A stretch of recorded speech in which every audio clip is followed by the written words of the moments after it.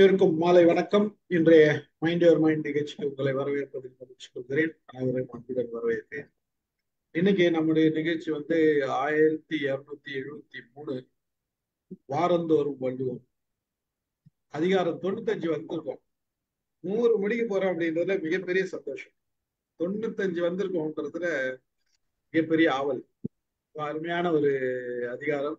95 அதிகாரம் முடிப்போமா அப்படின்றதெல்லாம் கேள்வியாவே இருந்த இது எப்படியோ முடிச்சோம் அப்படின்றத விட நல்லாவே முடிச்சோம் அப்படின்றத அழகா முடிச்சு ஒரு இதுலயே உட்காந்து அழகா வாசித்து சிவகுமார் சார் நல்ல திருக்குறள் வாசித்தாரு. அது சிவகுமார் சாருக்கு மிகப்பெரிய பாராட்டுக்கள்.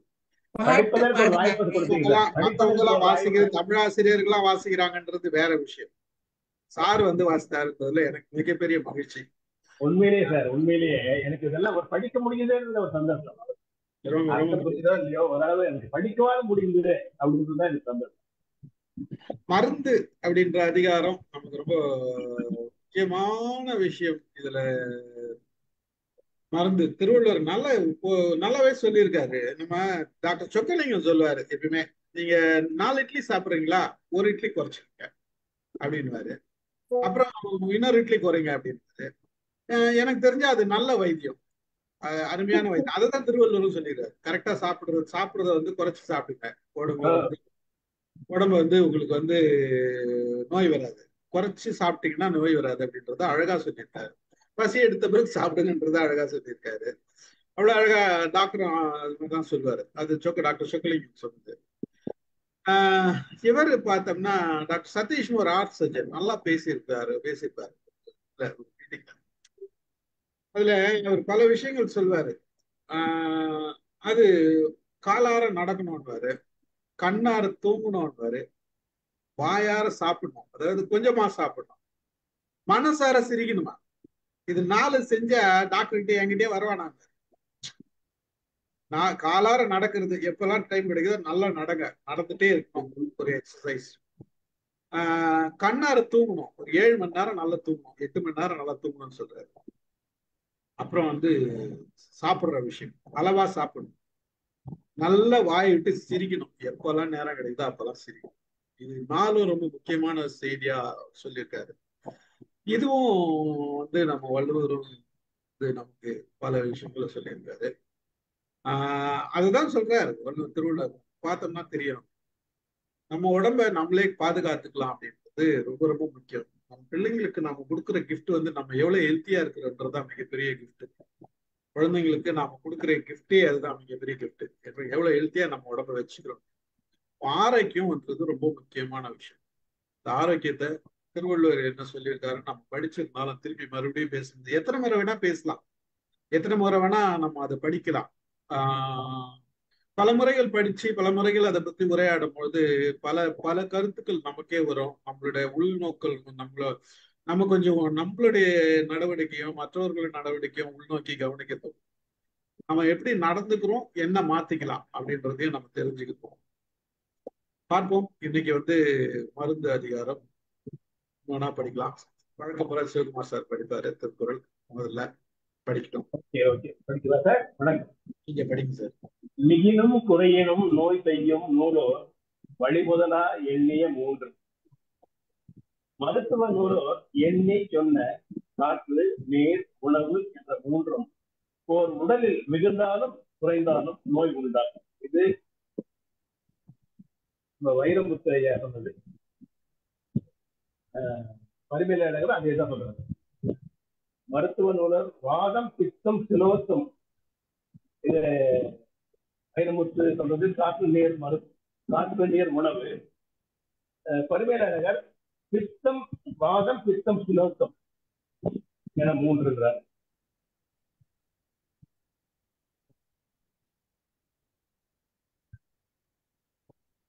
என்ன சார்? வாதம், பித்தம், கபம். கபம் அதான் கபம், சிலைத்துவங்கிறதா கபம். வைரமுத்து மருத்துவ நூலோர் எண்ணி சொன்ன காற்று, நீர், உணவு என்ற 3ம் ஒரு உடலில் மிகுந்தாலும் குறைந்தாலும் நோய் உண்டாகும் அப்படின்னு சொல்றாரு. இவங்க எல்லாமே வாதம், கபம்லாம் சொல்லியிருக்காங்கல்ல, இவர் வந்து காற்று நீர் உணவு அப்படின்னு சொல்லிட்டார். அதான் மேடம் அது அதனுடைய மறு அதுதான் அது அததான் இதுதான் பொருள். இல்ல அதுல என்னன்னா வாதம் பித்தம் சிலைத்துமம் இத பத்தி எல்லாம் யாரும் ஆழ்ந்து பார்க்க போறது இல்ல. இதுல நாம முக்கியமாக பார்க்க வேண்டியது ஏன்னா அடுத்து வரக்கூடிய குறள்கள்ல பெரும்பாலும் வெறும் உணவு வயிறு இத பத்தி தான் அவர் குறிப்பிடுறாரு தவிர வாதத்தை பத்தியோ பித்தத்தை பத்தியோ சிலைத்துமம்ங்கிறத பத்தியோ அவர் குறிப்பிடவே இல்லை. நம்ம ஒவ்வொரு அதிகாரத்தையும் பார்க்கும்போது அந்த அதிகாரத்துல முதல் குறள்ல என்ன சொல்றாரோ அதை வலியுறுத்தி அவர் சொல்லிக்கிட்டே வருவாரு. அது பெரும்பாலான குறட்பாக்கள்ல நம்ம பார்த்திருக்கோம் இது வரைக்கும். ஆனா இந்த இடத்துல எந்த ஒரு பகுதியிலையும் வாதத்தை பத்தி பித்தத்தை பத்தி சிலேத்துமம் பத்தி அவர் குறிப்பிடவே இல்லை. வயிறு உணவு இத பத்தி தான் அவர் குறிப்பிடுறாரு. இத பத்தி என்ன சொல்றாங்க உரையாசிரியர்கள் சொல்லும்போது, இந்த காற்று அப்படிங்கிறது நமக்கு எவ்வளவு தேவையோ அவ்வளவு இந்த மூக்கு உறிஞ்சு கொள்ளும் தேவையானது நமக்கு கிடைச்சிரும். தண்ணீர் எப்பெல்லாம் நமக்கு தாகம் எடுக்கிறதோ அப்பெல்லாம் நம்ம தண்ணீரும் குடிச்சிருவோம். இது ரெண்டும் சுவையற்றது, ஆனா உணவு மட்டுமே சுவையானது. அததான் நம்ம என்ன பண்ணுவோம்னா அளவுக்கு மீறி சாப்பிட ஆரம்பிப்போம். அதனால மிக முக்கியமாக வலியுறுத்தி அவர் சொல்றது என்ன அப்படின்னா உணவை பற்றி தான் அவர் குறிப்பிடுறாரு அப்படின்னு உரையாசிரியர்கள் சொல்றாங்க. இந்த உணவு மேல நாம எவ்வளவு தூரம் கவனம் செலுத்துறோமோ அதற்கேற்ப நம்முடைய உடல் ஆரோக்கியம் இருக்கும் அப்படின்னு சொல்றாங்க. இததான் நம்ம யோகால பண்ணும்போது என்ன பண்றோம் அப்படின்னா மூச்சு பயிற்சி அப்படிங்கிறத நம்ம பண்றோம். அதை பண்ணும்போது உடல் ஆரோக்கியமாக இருக்கிறது அப்படிங்கிறதுக்காக மூச்சு பயிற்சியை இதை பண்றோம். அந்த மாதிரிதான் நீர் நல்ல நீரை அருந்த வேண்டும் அப்படின்னு சொல்றது. மூன்றாவது உணவு என்று சொல்வது. இந்த மூன்றும் தான் எண்ணிய மூன்று அப்படின்னு உரையாசிரியர்கள் குறிப்பிடுறாங்க. ஒரு சிலர் மட்டும்தான் கபம் பித்தம் வாயு. திருக்குறள் என்பது எளிய மக்களுக்கும் புரியும்படியாக இருக்கின்ற காரணத்தினால இந்த வாதம் பித்தத்தை பற்றி திருவள்ளுவர் சொல்லி இருப்பதற்கு வாய்ப்பில்லை என்று குறிப்பிடுறாங்க. ஏன்னா அவர் மருத்துவர்களுக்கு தான் கையை இப்படி பிடிச்சு பார்ப்பாங்க, நாடி பார்ப்பாங்க. வாத நாடி அதிகமா இருக்கும்போது வாதத்தில் வாதமாகில் வலியோடு கடுப்பு உண்டாம்னு ஒரு பாட்டு ஒண்ணு வச்சுக்குவாங்க. வச்சுக்கிட்டு என்னது வரும் அப்படின்னு சொல்லுவாங்க பழைய காலங்கள்ல நாட்டு வைத்தியர்கள். அதனால அவர் குறிப்பிடும்போது எளிய மக்களுக்கும் புரியும்படியாக இந்த மூன்றை பற்றி மட்டும்தான் அவர் குறிப்பிடுகிறார் அப்படின்னு உரையாசிரியர்கள் சொல்கிறார்கள். எங்க மேடம் சொல்றாங்க வழி முதலா எண்ணிய மூன்று, வழி முதலா எண்ணியது அதுல என்ன வாதம் பித்தம் சிலேத்தம் எங்க வருது? அதுல வரல. ஆனா அத அப்படி பொருள் சொல்லக்கூடியவர்கள் இருக்கிறார்கள். ஆனா அந்த பொருள் நாம் கொள்ள வேண்டியதில்லை அப்படிதான் குறிப்பிடுறாங்க. அப்ப வைரமுத்து சொல்றது காற்று நீர் உணவு உணவு உணவு அதுல உணவை பத்தி தான் நமக்கு அடுத்தடுத்து வரக்கூடிய திருக்குறள்ல உணவு வயிறு செரிமானம் இத பத்தி தான் சொல்றாங்க. வணக்கம் சார். ரைட்டு தான் சார். வணக்கம் வணக்கம் வணக்கம் வணக்கம் வாங்க. வணக்கம் மேடம் எண்ணிய மூன்றுன்னு முடிக்கிறாரே, அது அவர் எதுலயும் வழி சொல்லிடுறாருல. வழினா காற்று இல்லையா? சரி, வழி முதலாகியன்னு சொல்லிடுறாரு. வழி முதல்னா அப்ப அன்னைக்கு இருந்தது அது மூணதான் சொல்லிட்டு இருக்காங்க. 10 பித்தராடி வாதனாடி தானே சொல்லிட்டு இருக்காங்க. அதனால வழி முதலாகிய மூன்றுக்கு இத மூணுன்னு சொல்றாங்க. காற்று அம்மா சொல்ற மாதிரி பின்னாடி வர்றதெல்லாம் மாறுபாடு இல்லாத உணவை மருத்தொன்னின்னு சொல்றாரு. எல்லாம் ஊறுபாடு இல்லை உயிர்க்கு சொல்றாரு. மற்ற உற்றார் இடமும் பிரியிடம் அதெல்லாம் சொல்ல போறாரு. அப்போ இது முழுவதும் அற்றான் அளவறிந்து உண்கன்னு அப்புறம் சொல்ல வர்றாரு. இதெல்லாம் வர்ற போது உணவை சொல்றாருங்கிறத சொல்லலாம். ஆனா அவர் கிளியரா சொல்லிடுறாரு, வழி முதலா எண்ணிய மூன்றுன்ட்டாரு. வழின்னா காற்று. அப்ப அன்னைக்கு காற்று கூடுனாலும் சரி, உஷ்ணம் கூடுனாலும் சரி, இந்த குளிர் கூடுனாலும் சரி, அது ஊறுபாடு விளைவிக்கும் அப்படின்னு வந்துருதுல. அதனால பின்னாடி உணவை சொல்றாருங்கிறதுக்காக உணவுன்னு நம்ம எடுத்துக்க முடியாது. வழி முதலாய் மூன்றுன்னு சொல்லிடுறாரு.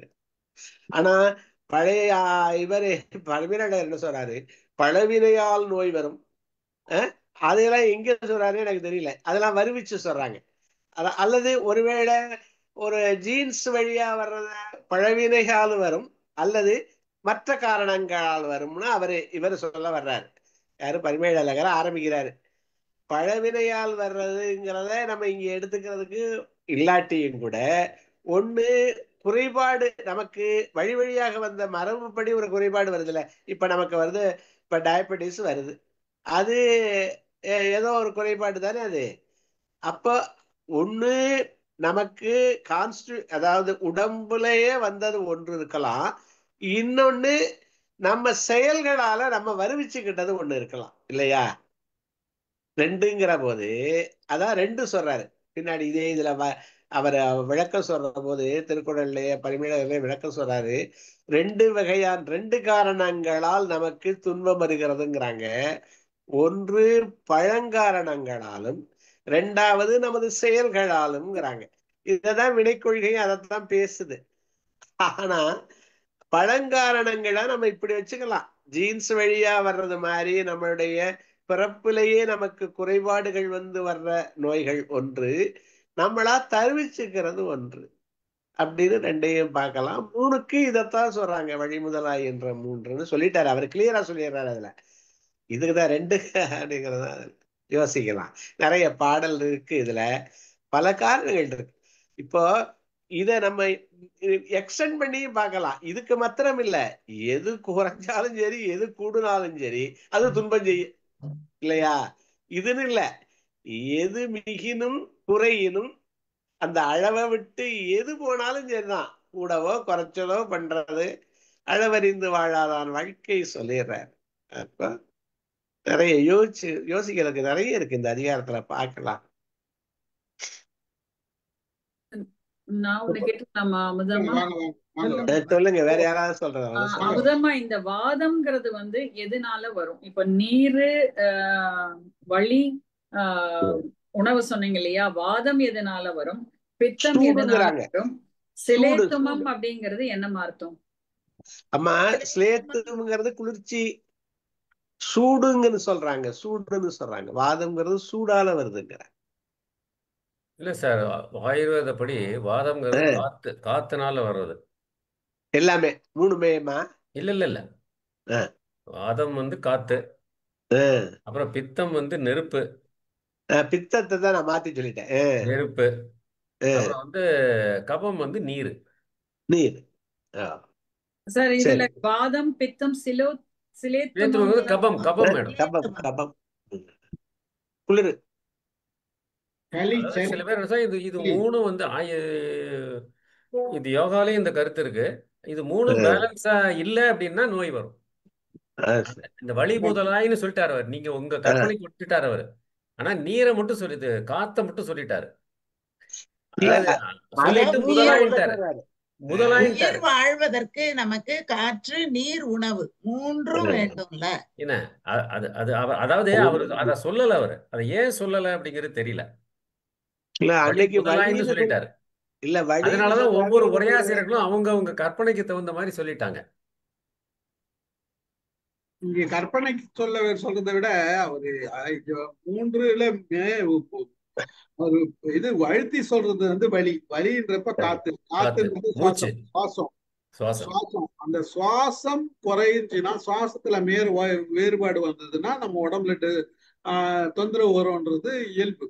சுவாசம் மட்டும் கிடையாது, முதலாய் மூன்றுட்டாரு. சுவாசம் மூன்றுன்றது ஒரு பக்கம், சுவாசம் குறைஞ்சாலும் தொந்தரவு வரும், தொந்தரவு வந்தாலும் சுவாசம் குறையும். அது வந்து இயல்பு. அது வந்து உணவும் எடுத்துக்கலாம், தண்ணியும் எடுத்துக்கலாம். அடுத்தது நம்ம அந்த வாதம் பித்தம் அப்படின்றத வந்து நம்ம வந்து எடுத்துக்காததும் அவங்களோட பார்வை. இல்ல சொல்லுகிற முறை அதுதானே. இப்ப முத்தமிழ் சொன்னா இசை முதலாகிய மூன்று தமிழ்னு சொல்லிட்டா அதுல இது மூணு தானே நமக்கு வழங்கப்பட்டது இல்லையா. அதான் வழி முதலாகிய மூன்றுனா அந்த மூணு தான் இங்க சொல்லிக்கிட்டு இருக்காங்க ஆரம்பத்துல இருந்து.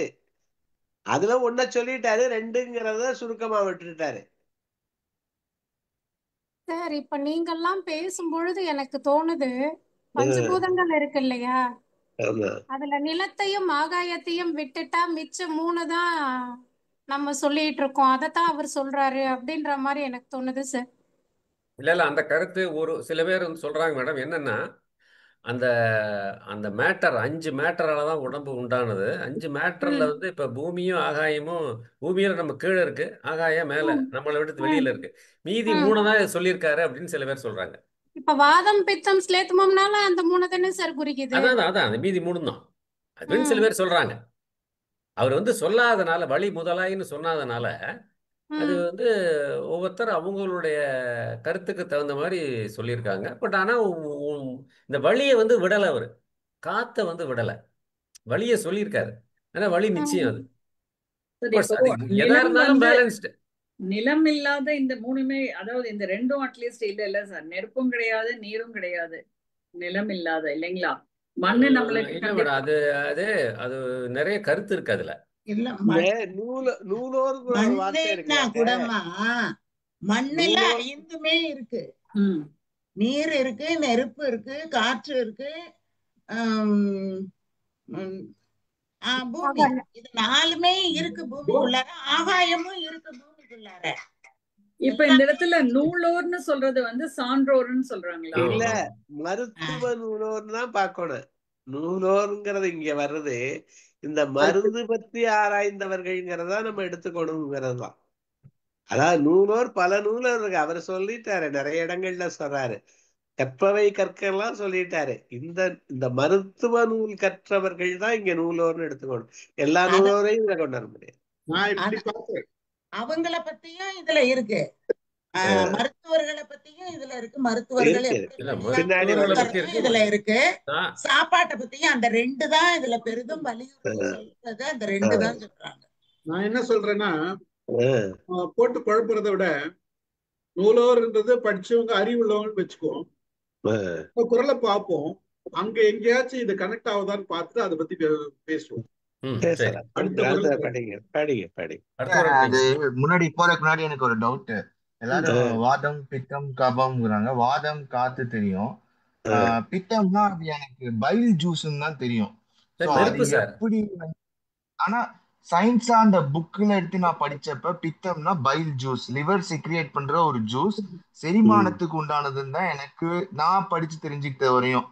அப்ப அது நெருப்பு எப்படி சொல்றோங்கிறது எனக்கு ஒரு டவுட். அதாவது அதே மாதிரி சொல்லுங்க. அதே மாதிரி இன்னொன்னு கபம்னு நான் தேடி படிச்சப்ப அது என்ன நினைச்சேன்னா, அது நம்ம உடம்புல உருவாகுற ஃபிளம், சளி, அந்த மாதிரிதான் நான் படிச்சிருந்தேன். சயின்ஸா, நான் ஆயுர்வேதான்னு இல்லை, பட் சயின்ஸா தமிழ்ல ஈக்குவலண்ட் வேர்ட்ஸ் இவங்கன்னா என்ன யூஸ் பண்றாங்கன்னு அப்படி தேடும் போது வாதம் காத்துன்னு புரிஞ்சுக்கிட்டேன். பித்தம் வந்து லிவர் செக்ரியேட் பண்ற பைல் ஜூஸ், கபம்ங்கிறது வந்து அந்த ஃபிளம், சளியோ ஏதோ உடம்புக்குள்ள எந்த அளவுக்கு அது இருக்கு அந்த தொண்டையில, அந்த மாதிரி தான் நான் புரிஞ்சுக்கிட்டேன். ஸோ அதனாலதான் நீங்க நீர் நெருப்புன்னு சொல்லும் போது நான் குழம்பிட்டேன். இல்ல அதாவது சார், நீங்க கேட்கற கேள்வி கரெக்ட். நெருப்புங்கிறது என்னன்னா, வயிற்றுல வந்து ஒரு நெருப்பு இருக்கு சார். ஒரு தீ இருக்கு. ஆக்சுவல் தீங்கிறது இந்த ஆசிட் இருக்கு இல்லையா, இந்த தீ தான் வந்து உணவு வந்து எரிக்குது, அததான் வந்து எரிச்சு செரிக்குது.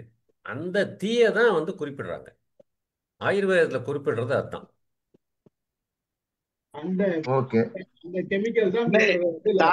மாதிரி ஒரு பேச்சு வழக்குல நம்ம பித்தப்பைன்னு அதை சொல்றோம், பித்தம்னு சொல்றோம். அது இல்ல இதுல அந்த சொல்லல.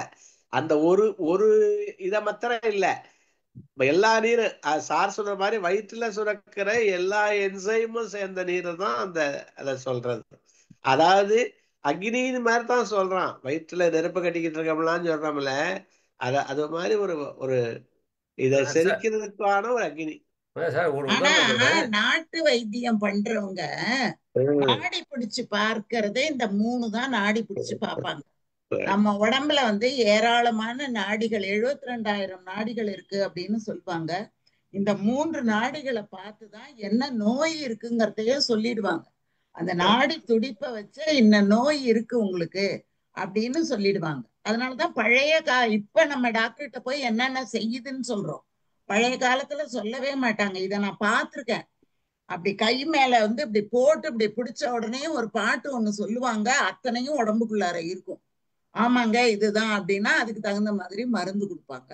அது கேட்ட மாதிரி அந்த காலத்துல நாடி அத மாதிரி அப்ப 3 நாடி, அது பித்தத்துக்கு, வாதத்துக்கு, கபத்துக்கு, மூணுத்துக்குமே அந்த நாடி பிடிச்சி வேறுபாடுகள் அவங்களுக்கு தெரிஞ்சிருக்கும்னு நினைக்கிறேன். ஆமா, அவங்க தெரிஞ்சு சொல்லுவாங்க. எங்க தாத்தாவே இந்த நாடி பார்த்து சொல்லி நாங்க கத்து கொடுக்க சொன்னேன். எங்க தாத்தா கத்து கொடுக்க மாட்டேன்ட்டாங்க. எனக்கு உனக்கு அதெல்லாம் இப்ப கத்துக்க கூடாது ஐ, அதனால உனக்கு வேண்டான்னு சொல்லிட்டாங்க. இப்படி புடிச்சு பார்த்து உடனே அந்த பாட்டெல்லாம் ரொம்ப நல்லா வரும். அதுல ஒரு வரிதான் எனக்கு ஞாபகம் இருக்கு. வாதத்தில் வாதமாகில் வலியோடு கடுப்பும் உண்டாம் அப்படின்னு அந்த ஒரே ஒரு வரிதான் என் மனசுல பதிஞ்சுது. மற்றதெல்லாம் எனக்கு பதியவே இல்லை. மற்றதெல்லாம் எங்க தாத்தா சொல்லியே கொடுக்கல. அந்த நிறைய மூலிகையை வச்சு அதன் மூலம் அந்த மருந்து தயார் பண்ணி கொடுப்பாங்க. அதை நான் வந்து பார்த்துருக்கேன். நான் வந்து அதனால எனக்கு நிறைய அந்த நாட்டு சின்ன பிள்ளைல நிறைய நான் அந்த வைத்தியத்தை எல்லாம் பார்த்துருக்கேன். அதனால எனக்கு இந்த 3 நாடிய பத்தியும் தெரியும். இறந்து போறதுக்கு முன்னால அந்த நாடி பார்ப்பாங்க. நிறைய அந்த சிலேத்துமா வந்துட்டுது அப்படின்னா இவ்வளவு நேரம் தான் கெடு வைப்பாங்க. இவ்வளவு நேரத்துல இவங்க இறந்து போயிடுவாங்க, எல்லாருக்கும் சொல்லி அனுப்புங்க அப்படின்னு சொல்லிடுவாங்க. அதே மாதிரி இறந்து போவாங்க. இதையுமே நான் பார்த்திருக்கேன்.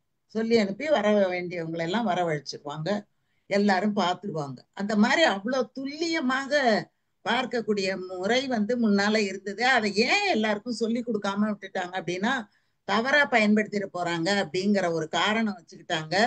தனக்கு தெரிஞ்சதே யாருக்கும் சொல்லி கொடுக்க கூடாதுங்கிற ஒரு எண்ணமும் அவங்க கிட்ட எல்லாம் இருந்திருக்கு. அதனாலதான் அவங்க அதையெல்லாம் இப்ப கூட டாக்டர்ஸ் வந்தாங்கன்னா ஒரு சில டாக்டர் இந்த கையில நாடியை வச்சுக்குவாங்க, செத்தஸ்கோப் வச்சுக்குவாங்க. இந்த நாடி இந்த இடத்துலயே வச்சு பாக்குறவங்களும் இருக்கிறாங்க. இங்க வைப்பாங்க, காதுல மாட்டிக்கிட்டு செத்தஸ்கோப்ப இந்த இடத்துல வச்சு பாப்பாங்க, இங்கே வைப்பாங்க, இல்லம்மா அது நம்பரை கவுண்ட் பண்றதுக்காக வச்சிருக்காங்க. எத்தனை துடிக்குதுன்னு கவுண்ட் துடிக்கிறதுக்காக. சார் ஒரே இந்த சதீஷ் கேட்ட கேள்விக்கு ஒரு பதில், சின்ன உதாரணம் என்னன்னா, அது என்ன ஒரு எக்ஸ்பெரிமெண்ட் வச்சுக்கலாம். நீங்க வந்து கொஞ்சம் தண்ணியை குடிச்சிட்டு, நல்ல தண்ணியை நிறையாவே குடிச்சிட்டு அதை வாந்தி எடுக்கிற ஒரு தெரப்பி ஒன்று இருக்கு. அது மாதிரி எடுத்தீங்கன்னா அது சும்மா ஒரு அரை நிமிஷத்துலயே வந்துடும். அதுல பாத்தீங்கன்னா அந்த நீ எடுக்கிற வாந்தி சூடா இருக்கும். அந்த தண்ணி வெளியே வர்ற தண்ணி வந்து மஞ்சள் கலர்ல தான் திரும்ப. இல்ல நான் சொல்றது டெம்பரேச்சர் சொல்றேன். வயிற்றுல என்ன இருக்குங்கிற பொறுத்து தான் கலர் வெளியே வர்றது, அது வேற. ஆனா அந்த சூடு, நீங்க குளிர்ந்த தண்ணி குடிப்பீங்க, சாதா தண்ணி தான் குடிப்பீங்க, ஆனா வெளியே வர்றது சூடா வரும் தண்ணி. அது பாடி டெம்பரேச்சருக்கு தகுந்தபடி வருது. என்ன சார்? பாடி டெம்பரேச்சருக்கு வயிற்றுல இருக்க டெம்பரேச்சர் சம்பந்தம் கிடையாது சார், அது வேற. என்ன பண்ணுது அது வேற. அது கொஞ்சம் ஜாஸ்தி இருக்கும், வயிற்றுல கொஞ்சம் ஜாஸ்தி இருக்கு. நீ மருத்துவரை கேட்டு பாருங்க, வயிற்றுல கொஞ்சம் ஜாஸ்தி சார். அது அப்பதானே சார் நம்ம சாப்பிடுற சாப்பாடு எல்லாம் எதுக்கு சொல்றேன்னா வயிற்றுல அந்த நெருப்பு இருக்குங்கிறதுக்கு சொல்றேன். நெருப்புனா நெருப்பு கிடையாது, சூடு. அதான் அந்த ஆசிட் தான் நெருப்புன்னு இந்த இடத்துல குறிப்பிடுறாரு அவரு. நான் இதுல என்ன பார்த்தேன்னா சார், சாரி, ஓகே சார், சொல்லுங்க. இல்ல சார், அந்த காற்றுங்கிறது இவர் சொல்லியிருக்காரு இல்லைங்களா, வழி முதலா எண்ணிய 3 அப்படிங்கிற. எனக்கு ஒரு டவுட் கேட்கணும் சார். வழியில வந்து ஏதாவது 3 வகை இருக்கா? ஒரு சின்ன டவுட். காற்றுல 3 வகை இருக்கா தெரியல. நீங்க கேக்குற கேள்விக்கு பதில் அவரே கொடுத்திருக்காரு. வலி ஆகிய 3ன்னு சொல்ல, வலி முதலாய். வலி ஆகிய 3ன்னு சொல்லி இருந்தாருன்னா 3 அதுல இருக்குதுன்னு நம்ம எடுத்துக்கலாம். வலி முதலாய் அப்படின்ற பட்சத்துல அது 1. Super sir, thank you. சரி, அப்போ அதே மாதிரி சொல்லுங்க சதீஷ். சதீஷ் சொல்லுங்க. இல்ல நீங்க கேளுங்க. நீங்க இல்ல அவங்க கேட்டுட்டோம், அவங்க முடிச்சிட்டாங்கன்னு நினைச்சேன். இல்ல சதீஷ் நீங்க வாங்க. இல்ல நாராயணமூர்த்தி சார் வந்து ஃபயருக்கு சொல்லிட்டாரு. கபம் வந்து நான் சளின்னு தான் படிச்சேன். அது குளிர்ச்சி அந்த சார், சளி குளிர்ச்சி. சதீஷ், நான் இதுக்கு நான் என்ன நினைக்கிறேன் அப்படின்னா, நீங்க சொல்றது எல்லாமே கரெக்ட். நீங்க சொன்னீங்கல்ல இந்த பைல்ல இருந்து பித்தம் வருது, அதே மாதிரி ஃபெல்ம்ங்கிறது வந்து நம்ம குளிர்ச்சி அதிகமா இருந்தா ஃபெல்ம். இது எல்லாமே எப்பவுமே நமக்குள்ள இருக்கிற விஷயங்கள் தான். இது அதிகமானாலோ அல்லது குறைந்தாலோ அதுதான் ஒரு மிகினும் குறையணும் சொல்லிட்டாரு இல்லைங்களா.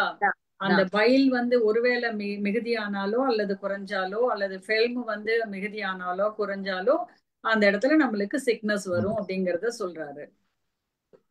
நீங்க சொல்றதுதான் எக்ஸாக்டா. பைல் தான் வந்து பித்தம். அதே மாதிரி ஃபெல்ம் தான் வந்து நம்மளுடைய சளி வந்து it's not necessary it has to be infected. இல்ல, அது அதிகமாயி இன்ஃபெக்ட் ஆனாதான் நம்ம சிக் ஆகும் இல்லையா. ஃபெல்ம் உள்ள இருக்கதான் செய்யும். அது எல்லா நேரத்திலயும் அது நம்ம இன்ஃபெக்ட் ஆகி சிக் ஆகணும்னு அவசியம் இல்ல இல்லப்பா. இல்ல இல்ல இல்ல இல்ல அது கரெக்ட். பட் அந்த ஸ்லம்ம தான் நீங்க தண்ணின்னு சொல்றீங்களான்னு நான் கேட்டேன். அப்படி இல்ல சார், கிடையாது. நம்ம இங்க ரொம்ப ஆராய்ச்சி பண்ண வேண்டாம். வழி முதலாய் சொல்லியிருக்காரு. அவ்வளவுதான்.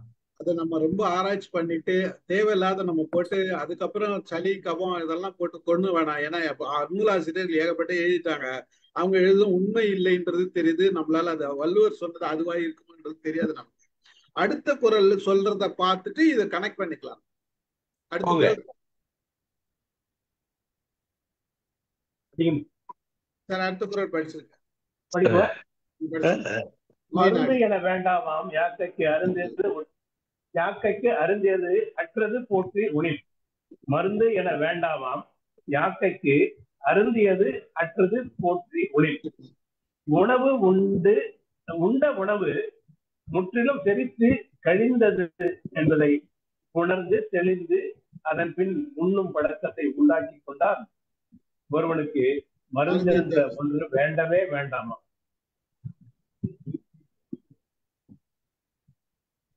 இந்த குரல் தான் எல்லாருக்கும் மனப்பாடமா தெரியும். ஆமா, அருந்தியது அற்றது போற்றி உணிங்கிறது எப்படி தெரியும்? அருந்தியது அற்றது போற்றி அப்படிங்கிறது எப்படி தெரியும்? பசி வந்தா செரிச்சு போச்சுன்னு தானே சார் அர்த்தம். சில பேர் பசி வருது அப்படின்னா செரிச்சு போச்சுன்னு அர்த்தம். கழிவுகள் தங்காம இருக்கணும்ங்கிறது தானே. கழிவுகள் போயிட்டா நம்ம எளிதா அதுக்கு சம்பந்தம் இல்லை சார். அற்றது அறுதல் அப்படின்னா என்ன? இப்ப இத நிறைய இதுக்கு கூட எக்ஸ்டெண்ட் பண்றாங்க. படிச்சத கூட அசிமுலேட் பண்ணி நமக்கு அது உள்ள போயிட்டாதான் அது நல்லதுங்கிறாங்க. அப்படியெல்லாம் கூட எக்ஸ்டெண்ட் பண்றாங்க. இத அவர் இந்த மருந்து இருக்கு அதுக்கு சம்பந்தம் இல்லை. இந்த அருந்தியது அற்றது அப்படின்னா செரிச்சிருச்சுன்னு அர்த்தம் தான் சொல்றாங்க. அது அப்போ நீங்க படிச்சிய அது நமக்கு உள்வாங்கி நம்மளோட அசிமிலேஷன் சொல்றோம்ல, நம்மளே அசிமுலேட் பண்ணிட்டோம்னாலும் அது அற்றது போனதுதான். இது தவிர பிசிக்கலா பார்த்தா அந்த அந்த உணவு கழியாம நம்மளுக்குள்ளே தங்க இருந்துச்சுன்னா அது ஏப்பமா வருது. இதுவா வெளியாது. அதை சரியான மலஜலம் கழிக்கிறோடுங்கிறது தான் ஒரு முக்கியமான பாயிண்ட் இதுல இருக்கு. அதாவது உடல்னு எடுத்துக்கிட்டோம்னா சாப்பிட்ட சாப்பாடு செரிக்காம சாப்பிடாதன்னு சொல்றாரு ஒழிய கழிவுகள் வெளியேறாம சாப்பிடாதன்னு சொல்லல. ஆனா செரிச்சதுக்கு இன்னொரு காரணம் என்ன சொல்றாங்கன்னா, யோகம் ஆயுர்வேதத்துல ஏப்பம் ஒண்ணு சொல்றாங்க. இந்த ஏப்பமும் என்ன 2 விதம் இருக்கு ஏப்பத்துல. விடுற காத்துல வாசனை இல்லாம வந்தது அப்படின்னா நல்ல செரிச்சிருச்சுன்னு அர்த்தம். நீங்க அந்த உணவோட வாசனை வந்ததுன்னா அந்த ஏப்பத்துல சரியா செரிக்கலன்னு அர்த்தம். நீங்க அதை கவனிச்சிருப்பீங்க. சில சமயத்துல ஏப்பம் அந்த உணவோட சுவையோட வரும், அந்த ஸ்மெல்லோட வரும் அந்த ஏப்பம். அப்படி வந்ததுன்னா உள்ள இருக்கிறது சரியா எல்லாருக்கும் ஏப்பம் வராது சார். வரும் மேடம். ஏப்பம் வரல என்ன கோளாறுன்னு அர்த்தம் மேடம். ஏப்பம் வரல. ஏப்பம் வந்தாதான் நீங்க உணவு செரிச்சிருச்சுன்னு அது ஒரு அறிகுறி. One of the indication. எல்லாருக்கும் வரும், ஆனா எல்லாருக்கும் எல்லா நேரத்திலயும் வராது. எப்போதுமே வரும்னு சொல்ல முடியாது. ஆனா பசி எல்லாருக்குமே வரும். இல்ல மேடம், செரிச்சிட்டுனா பசி எல்லாருக்கும் வரும். சார் இன்னொரு டைப் ஆஃப் ஏப்பம் என்ன சார்? 2 டைப் சொன்னீங்க. ஒண்ணு இந்த ஏப்பம் வருது காத்து வெளியே வருது இல்லையா? ஆமா சார். அந்த காத்துல ஸ்மெல் இருக்காது. ஸ்மெல் இல்ல அப்படின்னு நீங்க பசிக்கிறப்ப வரும் அப்படின்னு சொல்றீங்களா? அது எப்படி சார்? வயிறு நம்பனா ஏப்பம் வரும் மேடம். பசி ஏப்பமும் வரும், சாப்பிட்டதுக்கு அப்புறம் ஏப்பமும் வரும். இந்த ரெண்டுலயுமே காத்துல சுவை அது வாசனை இல்லை அப்படின்னா சரியான முறையில செரிச்சிருக்குன்னு அர்த்தம். அந்த உணவோட சாப்பிட்றதுக்கு அப்புறம் வர்ற ஏப்பத்துல அந்த உணவோட சுவை வரும் சமயத்துல நீங்க கவனிச்சிருப்பீங்க. அப்படி செய்யல, அப்படி வந்ததுன்னா சரியா ஜீரணம் ஆகலைன்னு அர்த்தம். நீங்க சொல்றது அசிடிட்டி சார், அது different. No no no, I am not calling about acidity. நீங்க we need not call about terms. நீங்க ஏப்பம் வரும்போதே உணவோட அந்த சுவையோட வந்தது அப்படின்னா ஜீரணம் சரியில்லைன்னு அர்த்தம். அவ்வளவுதான் பொதுவா சொல்றாங்க. ஒரே ஒரு கேள்வி சார். சொல்லுங்க. இங்க வர்றதுக்கு முன்னாடி ஈவினிங்கே ஒரு பழம் சாப்பிட்டேன். இன்னைக்கு ஒரு கொய்யா சாப்பிட்டேன். கொய்யா சாப்பிட்டு தண்ணி குடிச்ச உடனே ஏப்பம் வருது. கொய்யா வாசனை தான் வந்தது சார் எனக்கு. ஆமா சார், நீ கொய்யா சாப்பிட்டேன்னு தண்ணி குடிக்க கூடாது. கொஞ்ச நேரம் கழிச்சு 1/2 மணி நேரம் கழிச்சு குடிக்கிறேன். அப்போ சரியா ஜீரணம் ஆகலைன்னு அர்த்தம். கொய்யா வாசனை வந்ததுன்னா ஆயுர்வேத முறைப்படி இது சரியா தப்பாதான் தெரியாது எனக்கு. அவங்க சொல்றது ஏப்பம் வர்றதுக்கு இது மட்டும் ரீசன் இல்ல. உங்களுக்கு வந்து உள்ள இருக்க தண்ணி குடிச்ச உடனே, கொய்யா சாப்பிட்ட உடனே கொஞ்சம் காத்து உள்ள போயிருக்கும். தண்ணி குடிச்ச உடனே அந்த காத்து வெளியில வரும். அந்த காத்து வெளியில வரும்போது அது ஏப்பமா வரும். அதுதான் நம்ம என்ன பண்ணுவோம். அதே மாதிரி சாப்பிட்டு முடிச்சதும் அது ஏப்பம் வராது. நீங்க தண்ணி குடிச்ச பிறகுதான் ஏப்பம் வரும். நல்லா கவனிச்சீங்கன்னா, சாப்பிட்டு முடிச்ச உடனே ஏப்பம் வராது. குடிச்ச பிறகுதான் தண்ணி போய் உள்ள போய் அதை ஒரு உருட்டின பிறகுதான் மேல வந்து அந்த கேஸ் அவுட் ஆகும், வெளியில வரும்.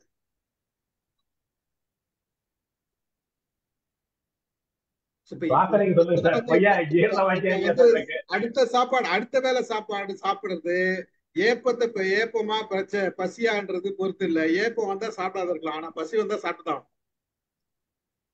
பசிக்கும் பொழுது பசி எடுக்கும் பொழுது சாப்பிடுறது நல்லது. சார் கரெக்டா கொஞ்சமா உணவு சாப்பிட்டோம்னா, வேற எதுவும் சாப்பிடாத இருந்தோம்னா, நல்ல உணவு சாப்பிட்டோம், பழங்கள் அந்த மாதிரி சாப்பிட்டோம்னா அந்த வேலைக்கு சரியான பசி எடுக்கும் சார்.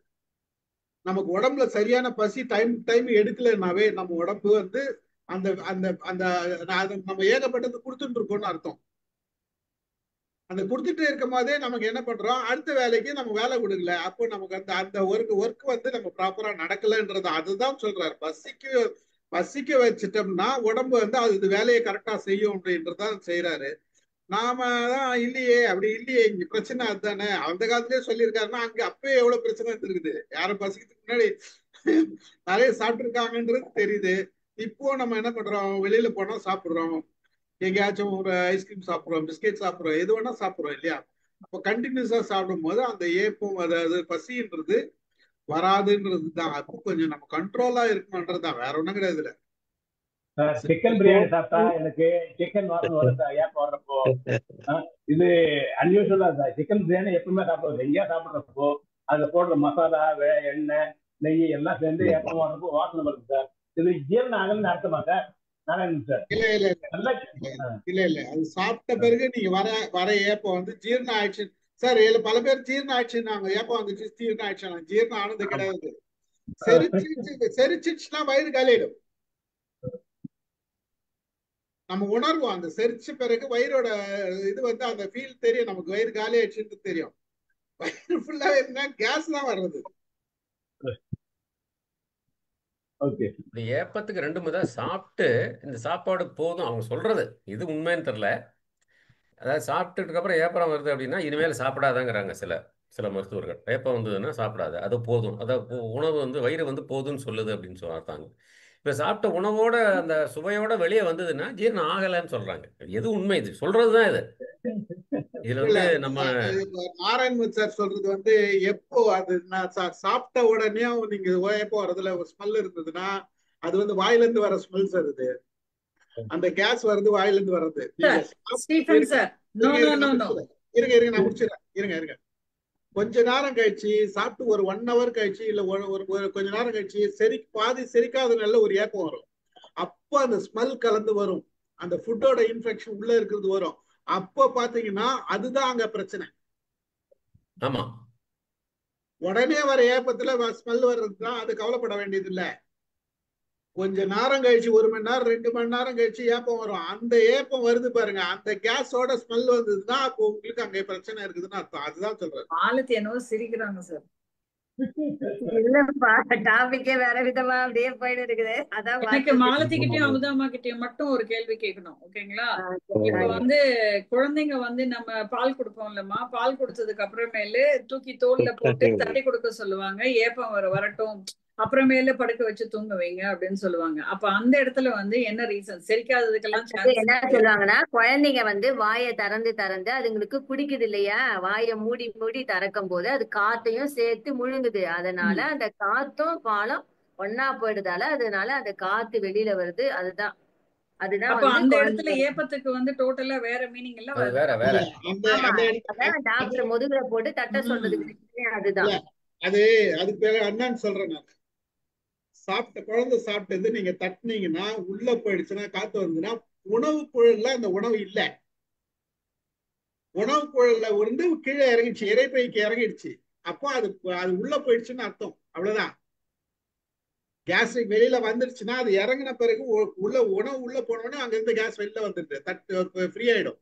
இந்த இந்த அடைப்பு நமக்கு தெரியும். பல நேரங்கள்ல அந்த உணவு குழல்ல பிரச்சனை இருந்தா ஒரு ஏப்ப விட்டோடனே கொஞ்சம் ஃப்ரீ ஆயிடும். நம்ம ஏன் உள்ள போகுது உணவு, அந்த உள்ள போறதுக்கு தான் குழந்தைய வந்து சாப்பிட்டது நிக்க கூடாது, தட்டினோம்னா அது அழகா உள்ள போயிடும். உள்ள போயிடும் கொஞ்சம் அந்த கேஸ் லைட்டா வரும். அதான் சார், அது எனக்கு ஆக்சுவலா தெரியும். பட் இந்த இடத்துல அதை ஏன் நான் கொண்டு வந்தேன் அப்படின்னா, சோ அந்த ஏப்பத்துக்கு வந்து it is not only the digestion matters அப்படின்னு சொல்லதான் கொண்டு வந்தேன்.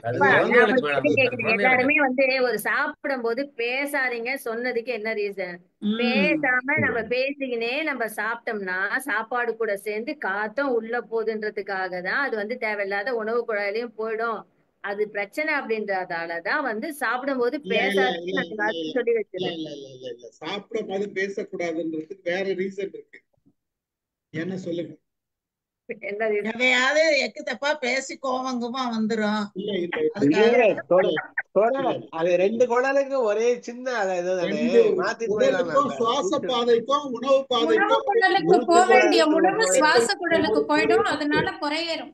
அத நாம எக்கு தப்பா எதையாவது அவசரமா பேசுவோம். இந்த சுவாச பாதையை அடைச்சு சாப்பிடும் போது சுவாச பாதை க்ளோஸ் ஆயிடும். அது ஓபன் ஆகக்கூடாதுன்றதுக்காக தான் பேசக்கூடாது.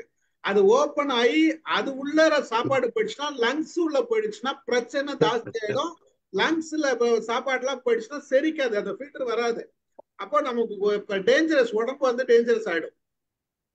அதுக்காக தான் சாப்பிடும் போது பேசக்கூடாதுன்னு சொல்றது, வேற ஒண்ணும் கிடையாது. நீங்க ரொம்ப யோசிக்க இதுதான் சயின்ஸ். இந்த போற்றிங்கிற சொல்ல ரெண்டு பக்கமும் வைக்கிறாங்க. அற்றது போற்றி, அதாவது செரித்தத குறிகளால் அறிந்து கொண்டு அப்படிங்கிறாரு. இவர் சொல்றது மாதிரி, நம்ம நாராயணமூர்த்தி சார் சொல்றது மாதிரி குறிகளால் நமக்கு அந்த அத செரிச்சிருச்சுன்னு தெரியும். அந்த போற்றிக்கு அங்கேயே வைக்கிறாங்க. ரெண்டாவது போற்றி உண்ணுதல், போற்றி உண்ணின்னு எடுத்துக்கிட்டு அளவா சாப்பிடு அப்படின்னு சொல்றாங்க. அந்த உண்பதை போற்றி உண்ணு அப்படின்னு அந்த போற்றிங்கிற ரெண்டு பக்கமும் வச்சு சொல்லி பொருள் எழுதுறாங்க. அற்றது போற்றி உணின், அற்றதுங்கிறத குறிகளால் அறிந்து கொண்டுன்னு தான் எழுதுறாரு. அதுல ஏப்பமா இருக்கலாம், மற்ற குறிகளா இருக்கலாம். நமக்கே ஒரு நல்ல இதெல்லாம் போயிட்டோம்னா, மோஷன் எல்லாம் போயிடுச்சுன்னா நமக்கே தெரியுது. இல்லாட்டி அப்படி வயிறு உப்பிக்கிட்டே தான் ஒரு பிரச்சனை இருக்கு. அந்த மாதிரி குறிகளால் அறிந்து கொண்டுங்கிறதான் சொல்றாரு. அடுத்ததுக்கு போகிறேன். படிக்கிறீங்களா சார்? இல்ல அதுக்கு முன்னாடி ஒரு டவுட், நான் நீங்களா பேசுறீங்க கேட்காம வந்துட்டேன். இப்ப அந்த குரல் வந்து பசிச்சா சாப்பிடணும், அதை தெரிஞ்சுக்கோன்னா சொல்றாங்க. எனக்கு பிரச்சனை அதுல இல்ல, எனக்கு முன்னாடி உள்ளதுதான் பிரச்சனை. இதுல அவர் மருந்துங்கிறத எதை குறிப்பிடுறாரு? மருந்தே தேவையில்லைன்றாரு. அப்படி சொல்ல முடியாது. மருந்தே வேண்டான்றாரு. அங்க சொல்றாரு மருந்தே வேண்டாமா, மருந்தே வேண்டாம். யாக்கைக்கு